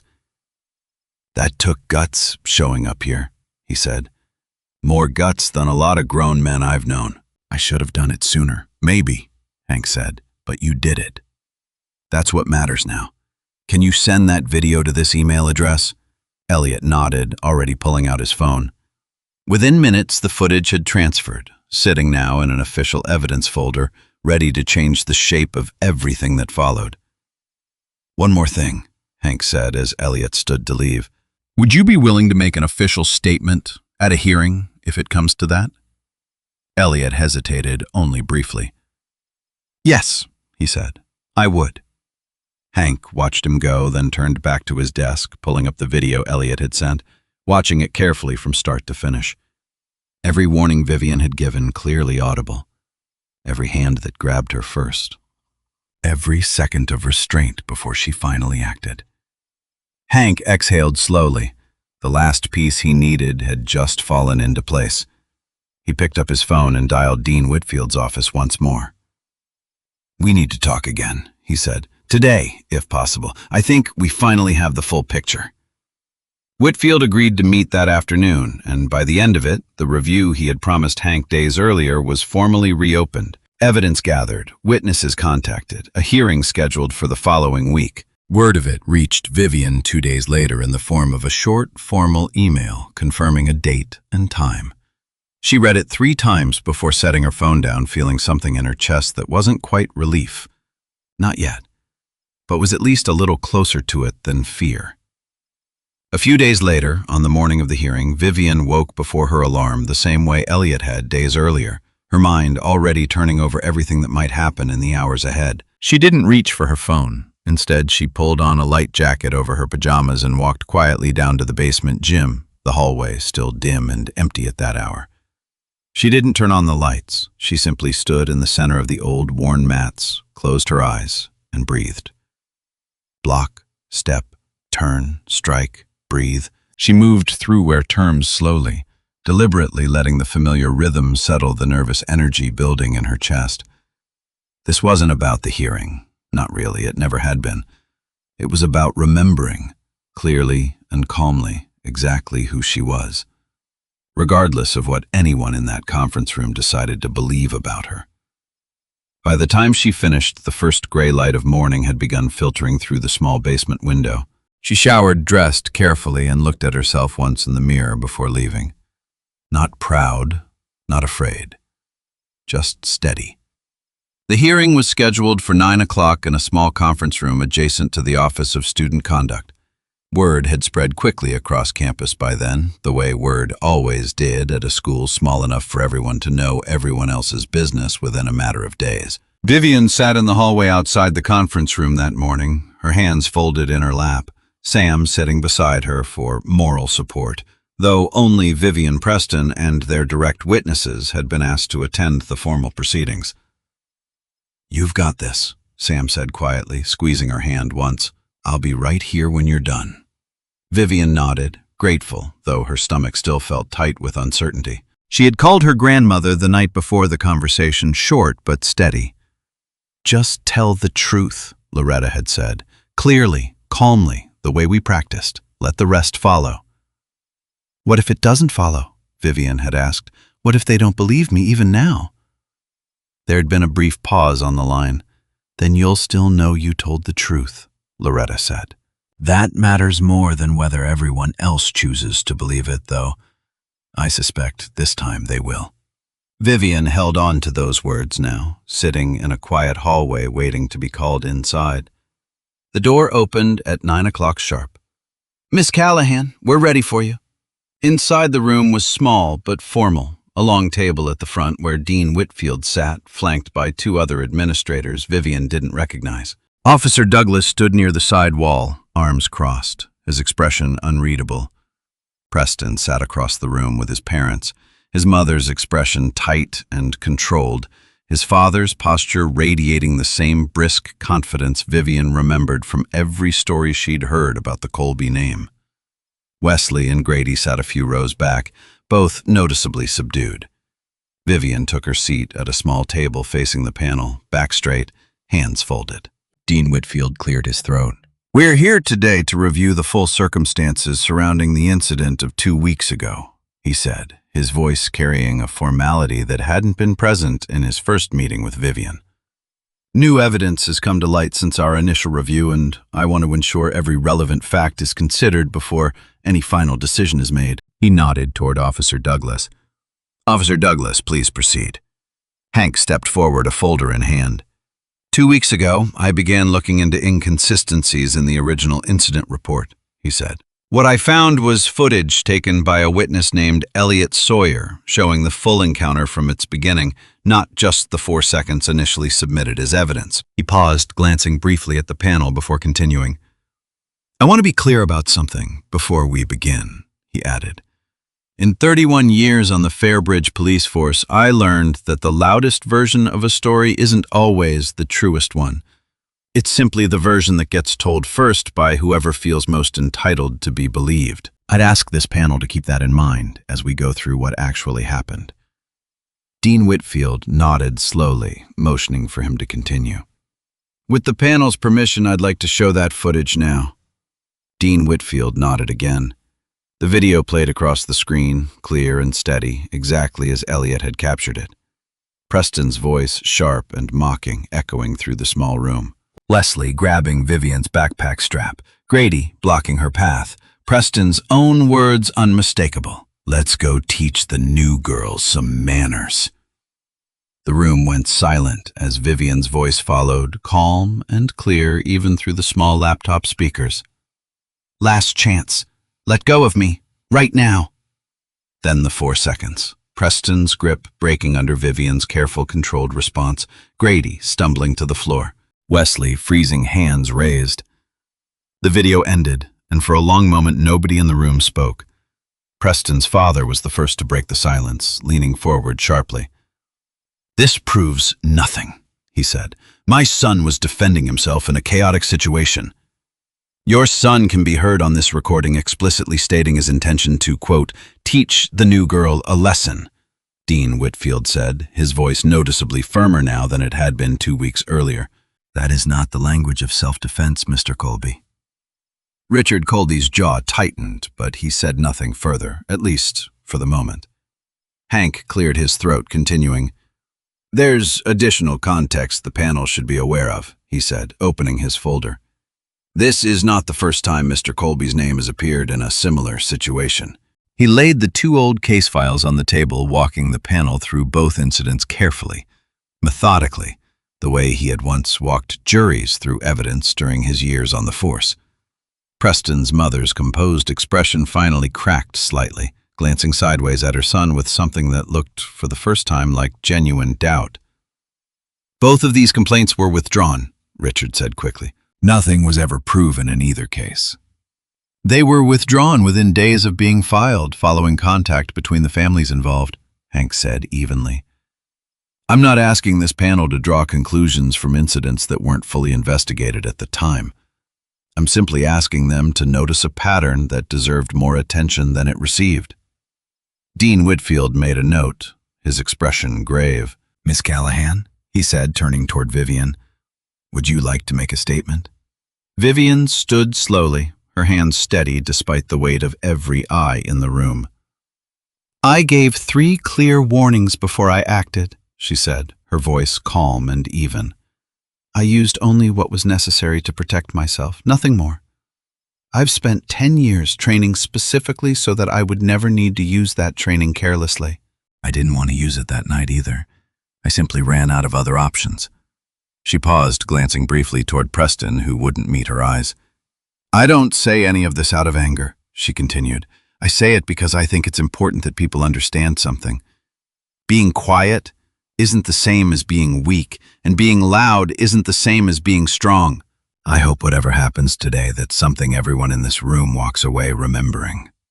She sat back down, the room silent around her. Dean Whitfield turned toward the 2 young men sitting a few rows back. Mr. Nash, he said, your original statement supported Mr. Colby's version of events. Do you stand by that statement? Wesley shifted uncomfortably in his seat, glancing briefly at Preston before looking back at the panel. No, sir, he said, his voice quieter than usual but clear. I don't. A ripple of surprise moved through the room. Preston's head snapped toward him sharply. She warned us 3 times, Wesley continued, forcing himself to keep speaking despite the tightness in his chest. I heard it clearly. I signed that first statement because Preston asked me to, and because I didn't want things to get complicated for me. That was wrong. I should have told the truth from the beginning. Wesley, Preston said sharply under his breath. I'm sorry, Wesley said, not looking at him, but I'm done saying things that aren't true just to make this easier for you. Dean Whitfield made another note. Thank you for your honesty, Mr. Nash, he said. That took courage. Grady said nothing, staring down at his hands, though he gave a small, silent nod when the panel glanced his way, confirming without words that he no longer stood behind the original story either. Dean Whitfield looked down at his notes for a long moment. We'll take a brief recess, he said finally. The panel needs time to review everything presented today. As the room began to empty for the recess, a commotion started near the back doors, voices rising just outside the conference room. Hank moved quickly toward the noise, opening the door to find a young woman standing in the hallway, phone in hand, clearly agitated, arguing quietly but urgently with a campus staff member, trying to keep the hallway clear. I need to be in there, the young woman said. This is important, please. Ma'am, this is a closed proceeding. Vivian, standing nearby with Sam, recognized the young woman immediately. Chloe Barrett, a junior, someone Vivian had occasionally seen with Preston around campus in the early weeks of the semester. Preston's expression, visible through the open doorway, shifted instantly from cautious composure to open alarm. Chloe, what are you doing here? He said sharply, stepping forward. What I should have done a long time ago, Chloe said, her voice shaking slightly, though she didn't back down. She turned to the staff member. Please, I have something the panel needs to see. It's important. Dean Whitfield, hearing the commotion, stepped into the doorway himself. What is this regarding? A video, Chloe said. Preston sent it to me 2 weeks ago, bragging about what happened. I didn't want to get involved. I told myself it wasn't my business. Her voice wavered slightly. But watching everyone talk about this the last 2 weeks, watching him act like the victim, I can't stay quiet about it anymore. Preston's face had gone pale. Chloe, don't, he said quietly, urgently. Please. I'm sorry, Preston, she said, and for a moment something close to genuine regret crossed her face. But I'm done covering for you. Dean Whitfield glanced toward Hank, then nodded slowly. Bring it in, he said. The panel will review it before making any final decision. The recess extended by another 20 minutes as the panel gathered again. Chloe, seated nervously near the front, her phone connected now to the same projector that had shown Elliot's footage earlier. The video began to play. It showed Preston, alone in his dorm room, clearly speaking into his own camera, the kind of casual, unguarded confidence of someone who never imagined the footage leaving his own phone. So get this, Preston said on the recording, laughing slightly. That weird, quiet girl from the diner, the one who thinks she's better than everybody, grabbed her tonight. Wesley and Grady helped me pull her into the science building. Should have seen her face. He grinned at the camera, clearly proud of himself. Anyway, filing a report tonight, saying she attacked us first. Dad says get ahead of it. Should be an easy suspension for her. Worth it just to see her finally scared for once. The video ended. The room was utterly silent. Preston's mother closed her eyes, one hand pressed briefly to her forehead. His father stared straight ahead, his composure finally visibly cracking. Dean Whitfield looked at Preston for a long, heavy moment. "Mr. Colby," he said finally, his voice quiet but absolutely steady, "would you care to revise your original statement?" Preston said nothing. He simply stared down at his own hands, his earlier confidence completely gone. There was nothing left to revise. The truth in his own voice on his own recording had already said everything that needed saying. The panel called a short break before reconvening for final deliberations. Outside in the hallway, Chloe stood alone near the window, arms wrapped around herself, looking shaken by what she had just done. Vivian approached her slowly. "Thank you," Vivian said quietly. "I know that wasn't easy." Chloe looked up, surprised. "You're thinking me? I dated him for 2 months and never said a word about the things I heard him say about people? I should have done something a long time before this." "You did it when it counted," Vivian said, echoing without quite realizing it the same words she had offered Elliot days earlier. "That matters more than when you finally decide to." Chloe wiped her eyes quickly, managing a small, unsteady smile. "For what it's worth, I hope you get everything sorted out. You deserve that." "Thank you," Vivian said, and meant it. Vivian stepped further down the hallway, needing air, needing a moment away from the weight of the room. That was when she saw her. Standing near the far end of the hallway, silver hair pulled back neatly, wearing a simple gray cardigan, stood a woman Vivian would have recognized anywhere, in any hallway, in any lifetime. Grandma Loretta Callahan turned a warm, steady smile spreading across her face. "I told you I'd come if it mattered enough," she said, opening her arms. Vivian crossed the hallway quickly, pulling her grandmother into a tight hug, feeling, for the first time in 2 exhausting weeks, something in her chest finally ease. "How did you even know the hearing was today?" "Dolores called me last night," Loretta said, pulling back to look at her granddaughter carefully. "She thought you could use family in the room, even if it was only in the hallway outside it." "I'm so glad you're here," Vivian said quietly. "So am I," Loretta said. "Though I suspect from what Dolores told me you handled most of this beautifully without me." Nearby Officer Douglas had stepped out for a brief moment as well, coffee in hand, when his eyes landed on the older woman standing beside Vivian. He stopped walking entirely. Loretta Callahan. Loretta turned, studying him for a long moment, recognition slowly dawning across her face. "Hank Douglas," she said slowly. "Well, I'll be... I haven't seen you since you were, 23 years old? Sitting in the back row of my church basement with 2 left feet." Hank laughed a genuine, surprised sound. "You remember that?"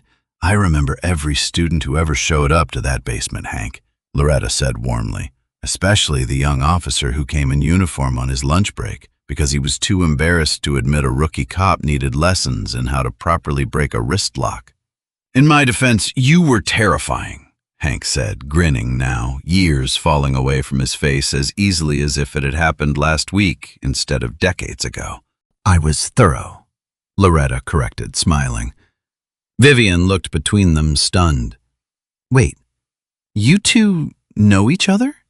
"Your grandmother taught half the Fairbridge police force everything they know about de-escalation and proper restraint techniques," Hank said, shaking his head slowly, clearly still processing the coincidence. "Back before most of your professors were even born, probably." "I had no idea," Vivian said softly. "There's a lot you don't know about those years, sweetheart," Loretta said gently. "Dolores's Walt used to bring officers by every few months, said a police force that only knew how to escalate a situation wasn't much of a force at all." "Walt Whitmore," Hank said, something softening in him at the name. "Good man. Best training officer I ever had, and he wasn't even the one running the class. He just knew who was." "He always said the same thing," Loretta added, that the strongest hands in any room belong to the people patient enough not to need them. Vivian felt something settle deeper in her chest, the pieces of a town she'd only known for a few short months quietly rearranging themselves into something far more connected than she'd realized. It's a small world, Loretta said again, echoing what she'd told Vivian over the phone just days earlier. Smaller than people realize. Hank's expression grew more serious, though warmth still lingered behind his eyes. Your granddaughter handled herself with more restraint and precision that night from what I saw in that video than most fully trained officers manage under half that pressure, he said. You should be proud. I am, Loretta said simply, looking at Vivian with an expression that needed no further words. I always have been. The panel reconvened 20 minutes later, the small conference room noticeably tenser than before. Dean Whitfield stood as everyone settled back into their seats, a stack of papers in front of him.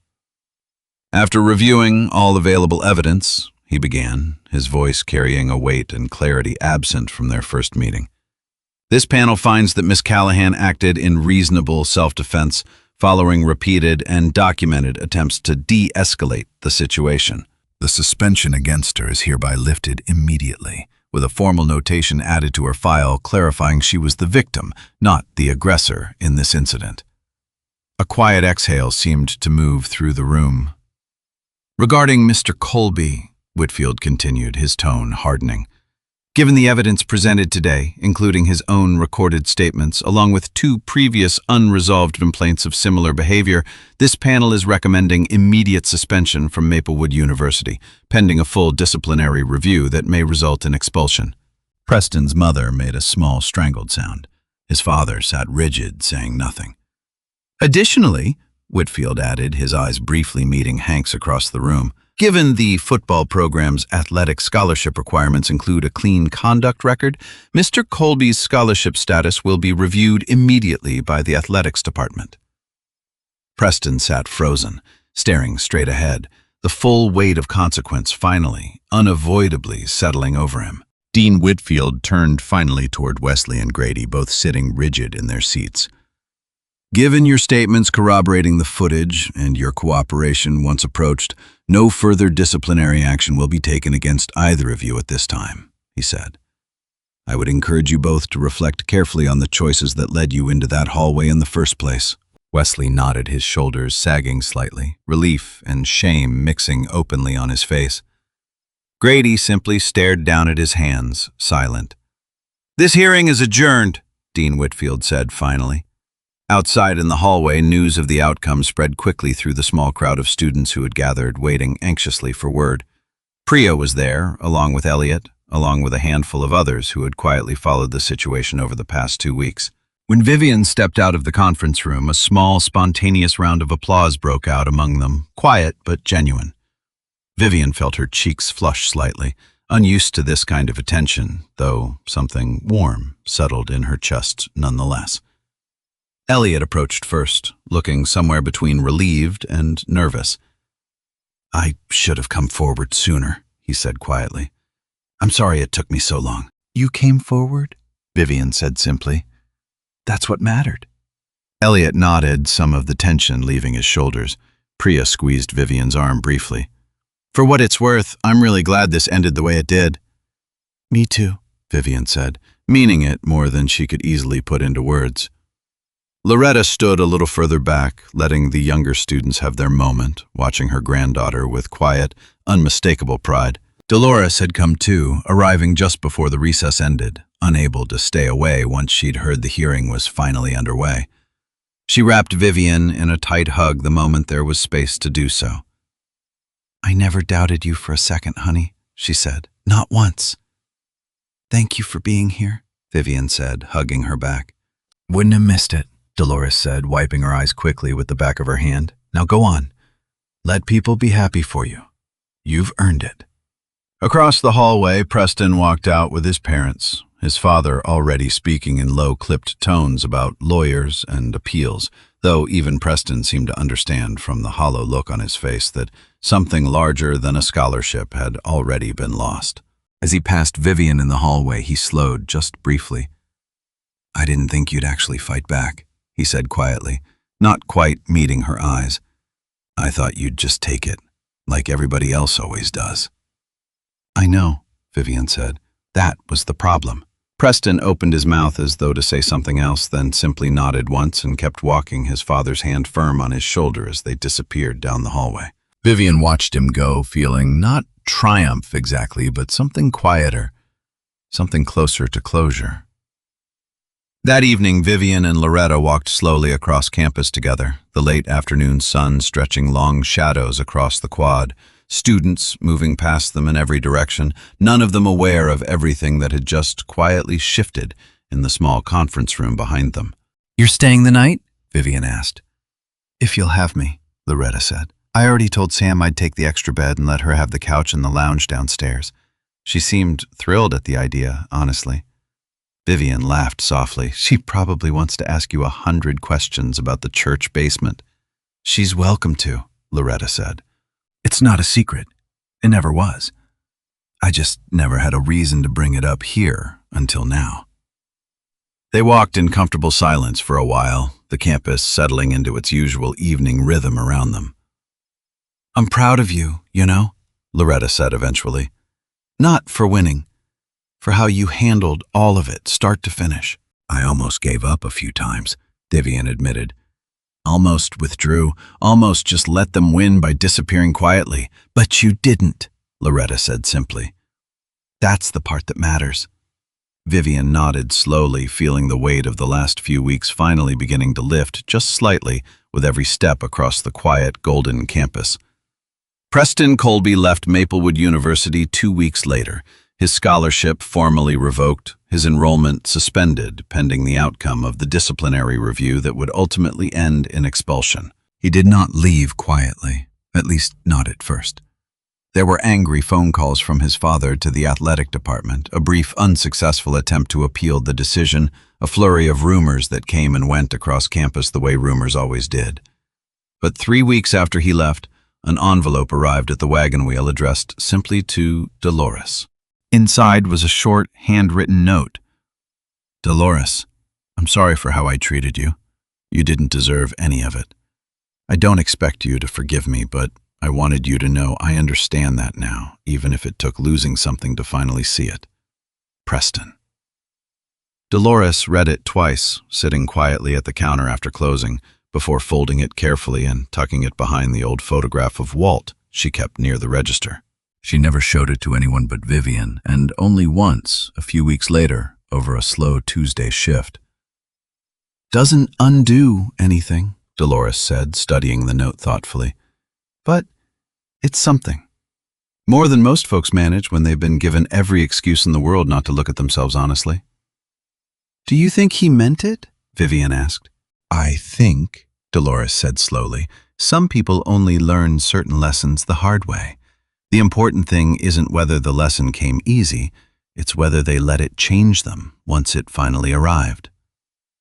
Vivian thought about that for a long time afterward, about restraint and consequence and the strange, quiet possibility that even the person who had caused her the most harm might somewhere down the road become someone slightly better because of it. She didn't need him to. But she found somewhat to her own surprise that she hoped it anyway.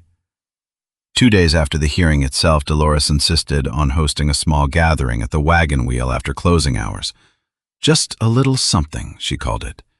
Though by the time Vivian arrived, half the booths were filled with familiar faces.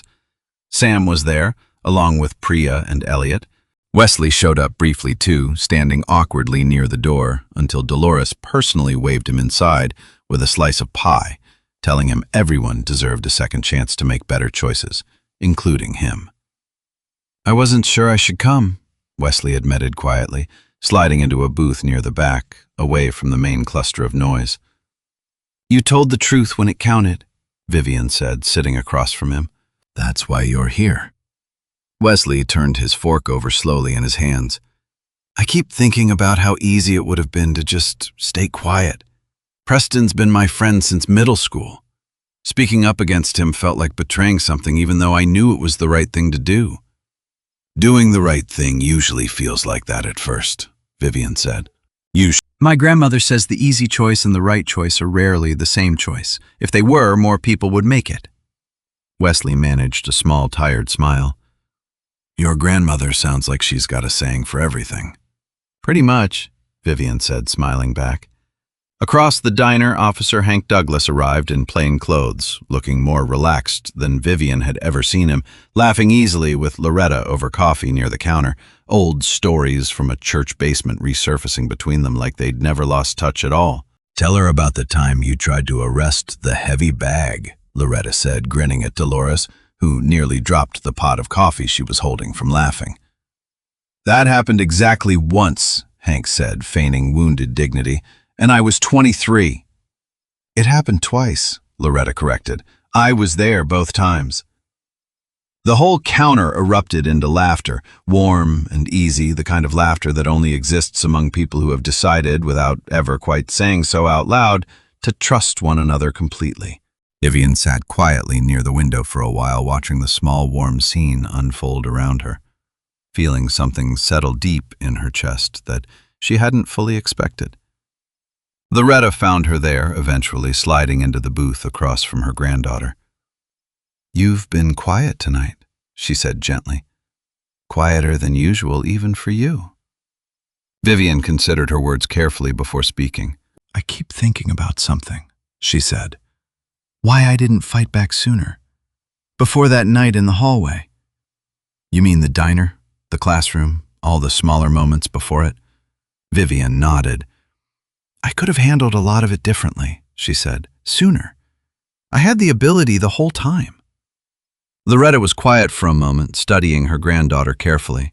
Do you remember the promise you made me the summer you turned 12? She asked. Vivian nodded slowly. Only when there's no other choice left. That's right, Loretta said. I didn't teach you restraint because I doubted your strength, Vivian. I taught you restraint because strength without it just becomes another kind of bullying, no matter how justified it feels in the moment. So I was right to wait. You were right to try every other option first, Loretta said. Words, distance, patience. You gave this situation every chance to resolve itself without your hands ever needing to be involved. That's not weakness. That's exactly the kind of strength I always hoped you'd carry. Vivian felt something in her chest finally loosen, a tension she hadn't fully realized she'd been carrying since that first night in the hallway. I was scared, she admitted quietly. Not of fighting, of what people would think of me once they knew. And now they know, Loretta said gently. And look around this room, Vivian. Look at what they think of you now. Vivian looked around the small, crowded diner, at Sam, laughing with Priya near the counter, at Elliot, talking quietly with Wesley near the door, at Hank and Dolores, sharing old stories over coffee, at her grandmother, sitting across from her, steady and warm, as she had always been. I think, Vivian said slowly, they think I did the right thing. I think so too, Loretta said, reaching across the table to squeeze her granddaughter's hand. Back on campus, the weeks following the hearing brought quieter, less visible changes, the kind that rarely made headlines but mattered all the same. Dean Whitfield requested a meeting with Vivian and Officer Douglas together, 2 weeks after the hearing concluded, in the same conference room where everything had come to light. I want to be honest with you both, he said, folding his hands on the table in front of him. I didn't handle this the way I should have from the beginning. I let certain considerations weigh more heavily than they should have, and a student nearly paid the price for that. Why are you telling us this? Vivian asked, not unkindly, simply curious. Because I'm implementing changes, Whitfield said. Starting next semester, all conduct investigations involving conflicting witness statements will require a minimum 48-hour evidence-gathering period before any disciplinary action is issued. No more decisions made in a single afternoon based on a single account. He looked at Hank. And I'd like to formally request that campus security be included earlier in any future investigations, not brought in after the fact. Hank nodded slowly, clearly approving. That's a good start. It's a start, Whitfield agreed. I can't undo what almost happened here, but I intend to make sure it's harder for it to happen again to anyone. Vivian left that meeting feeling something she hadn't expected to feel toward the man who had once threatened her education over a hallway she never wanted to be part of. Something close to respect. 3 weeks later, Vivian stood in the same basement gym she had used quietly alone since her very first week at Maplewood. Except tonight the room wasn't empty. 6 students stood in a loose row facing her borrowed mats spread across the floor. A small hand-painted sign taped to the door that read, "Women's Self-Defense Free Class, Tuesdays and Thursdays." Priya stood in the front row along with Sam, along with a few other students who had reached out quietly over the past few weeks, asking if Vivian might be willing to teach them even a little of what she knew. Vivian had hesitated at first. Then she had called her grandmother asking for advice. "Teach them exactly what I taught you," Loretta had said simply. "Patience first, strength second, and remind them often that both matter equally." Standing now in front of 6 nervous, hopeful faces, Vivian felt something settle into place, something that had been missing since she first arrived on campus, quiet and unsure, carrying 10 years of training nobody around her had ever known about. "Okay," she said, her voice steady, carrying easily across the small room. "Let's start with something simple. A block. It won't look like much at first." She demonstrated, slowly, precisely, the same motion her grandmother had corrected 40 times in a sunny backyard 11 years earlier. "But if you practice it enough," Vivian continued, "your body will know exactly what to do long before your fear ever gets the chance to argue with it." The students practiced the motion together, slow and unsteady at first, exactly the way Vivian remembered being. She moved between them patiently, adjusting an elbow here, a stance there, offering quiet encouragement, the same steady, patient voice her grandmother had once used with her. Near the back of the small group, Elliot stood, watching from the doorway, having offered to help set up chairs and mats before the first class began. "You're good at this," he said, once the students had settled into a break, stretching tired arms and comparing notes on their stances. "I had a good teacher," Vivian said simply. "I meant the teaching part," Elliot said, "not just the karate. You're patient with them. That's not something everyone has." Vivian considered that for a moment. "I think patience is just something you learn, the same way you learn a block or a strike." "Nobody's born with it. You practice it over and over until it becomes part of how you move through the world." Elliot smiled slightly. "Guess I've got some practicing to do myself then." "We all do," Vivian said. "That's kind of the point." Priya wandered over during the same break, rolling one shoulder gingerly, a proud sort of grimace on her face. "I'm going to feel this tomorrow," she said. "Worth it, though. I've spent 19 years assuming I'd just have to run if something ever happened. Turns out, running isn't actually the only option." "It's a good option, too," Vivian said, "just not the only one." "Duly noted," Priya said, grinning, before heading back to rejoin the others. The class resumed a moment later, and by the time it ended, most of the students were laughing quietly among themselves, comparing sore muscles, already asking when the next session would begin. Vivian walked back to her dorm alone that night, the campus quiet around her, streetlights humming softly overhead. She thought about the girl who had arrived on this campus months earlier, quiet and guarded, keeping a decade of discipline folded carefully out of sight, afraid of what people might think if they ever saw the whole of her. She thought about how much had changed since then, not because she had become someone different, but because she had finally let people see who she had been all along. That night before bed, she opened her notebook one more time, the same one she had written in months earlier, back when everything with Preston had still felt uncertain and heavy. She uncapped her pen and wrote slowly. "I used to think being quiet meant being invisible. I don't think that anymore. Quiet was never the same as invisible. It was just where I kept everything that mattered until the world was finally ready to see it." 6 students showed up tonight to learn something my grandmother taught me 11 years ago in a backyard in Fairbridge. I think that's how good things actually spread. Not loudly, just patiently, one person teaching another one steady hand at a time. I hope wherever this goes next, I remember to stay exactly that patient. She closed the notebook, turned off her lamp, and looked once more at the small photo on her desk before closing her eyes. The little girl in the white uniform, the steady hands resting on her shoulders. Some lessons she had learned took 10 years to fully understand. Others took only one difficult semester and a hallway she never wanted to walk into to finally make sense of completely. She thought just before sleep finally took her that both kinds of lessons had led her to exactly the same place. A quiet room, a handful of steady hands, a patience that no longer felt like waiting but like something closer to home. Word of the self-defense class spread faster than Vivian had expected, faster than she'd dared to hope it might. By the second week, the sign on the basement door had been updated twice more. Names added beneath the original 6, a waiting list forming for a room that could barely hold 12 people comfortably. Sam took it upon herself to make a proper flyer, bright and hand-lettered, taping copies to bulletin boards across every dorm on campus without asking anyone's permission first. "You're going to need a bigger room," Sam told her one evening, surveying the growing stack of sign-up sheets on Vivian's desk. "Or a second night, or possibly a small army of assistant instructors." "One thing at a time," Vivian said, though she couldn't quite keep the smile out of her voice. Dean Whitfield, hearing about the class through campus channels, offered the use of a larger room in the recreation center, free of charge, along with proper mats donated by the athletic department. A small gesture that Vivian suspected was part apology, part genuine change of heart, and didn't much mind which. By the time the semester ended, the Tuesday and Thursday class had grown to nearly 30 students.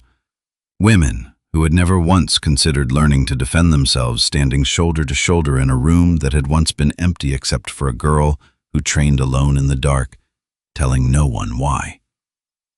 Outside the small basement window, evening settled gently over Maplewood University campus, lights flickering on one by one across the quiet, ordinary quad. Nobody walking past that basement window that first evening would have known what was happening quietly inside it.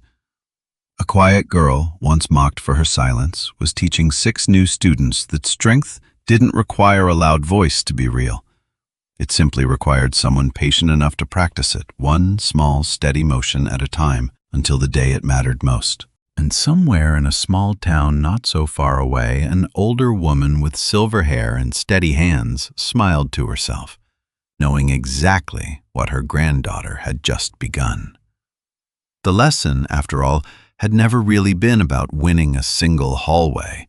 It had always been about becoming someone worth being, quietly, patiently, one practiced motion at a time, long before anyone else was watching closely enough to notice.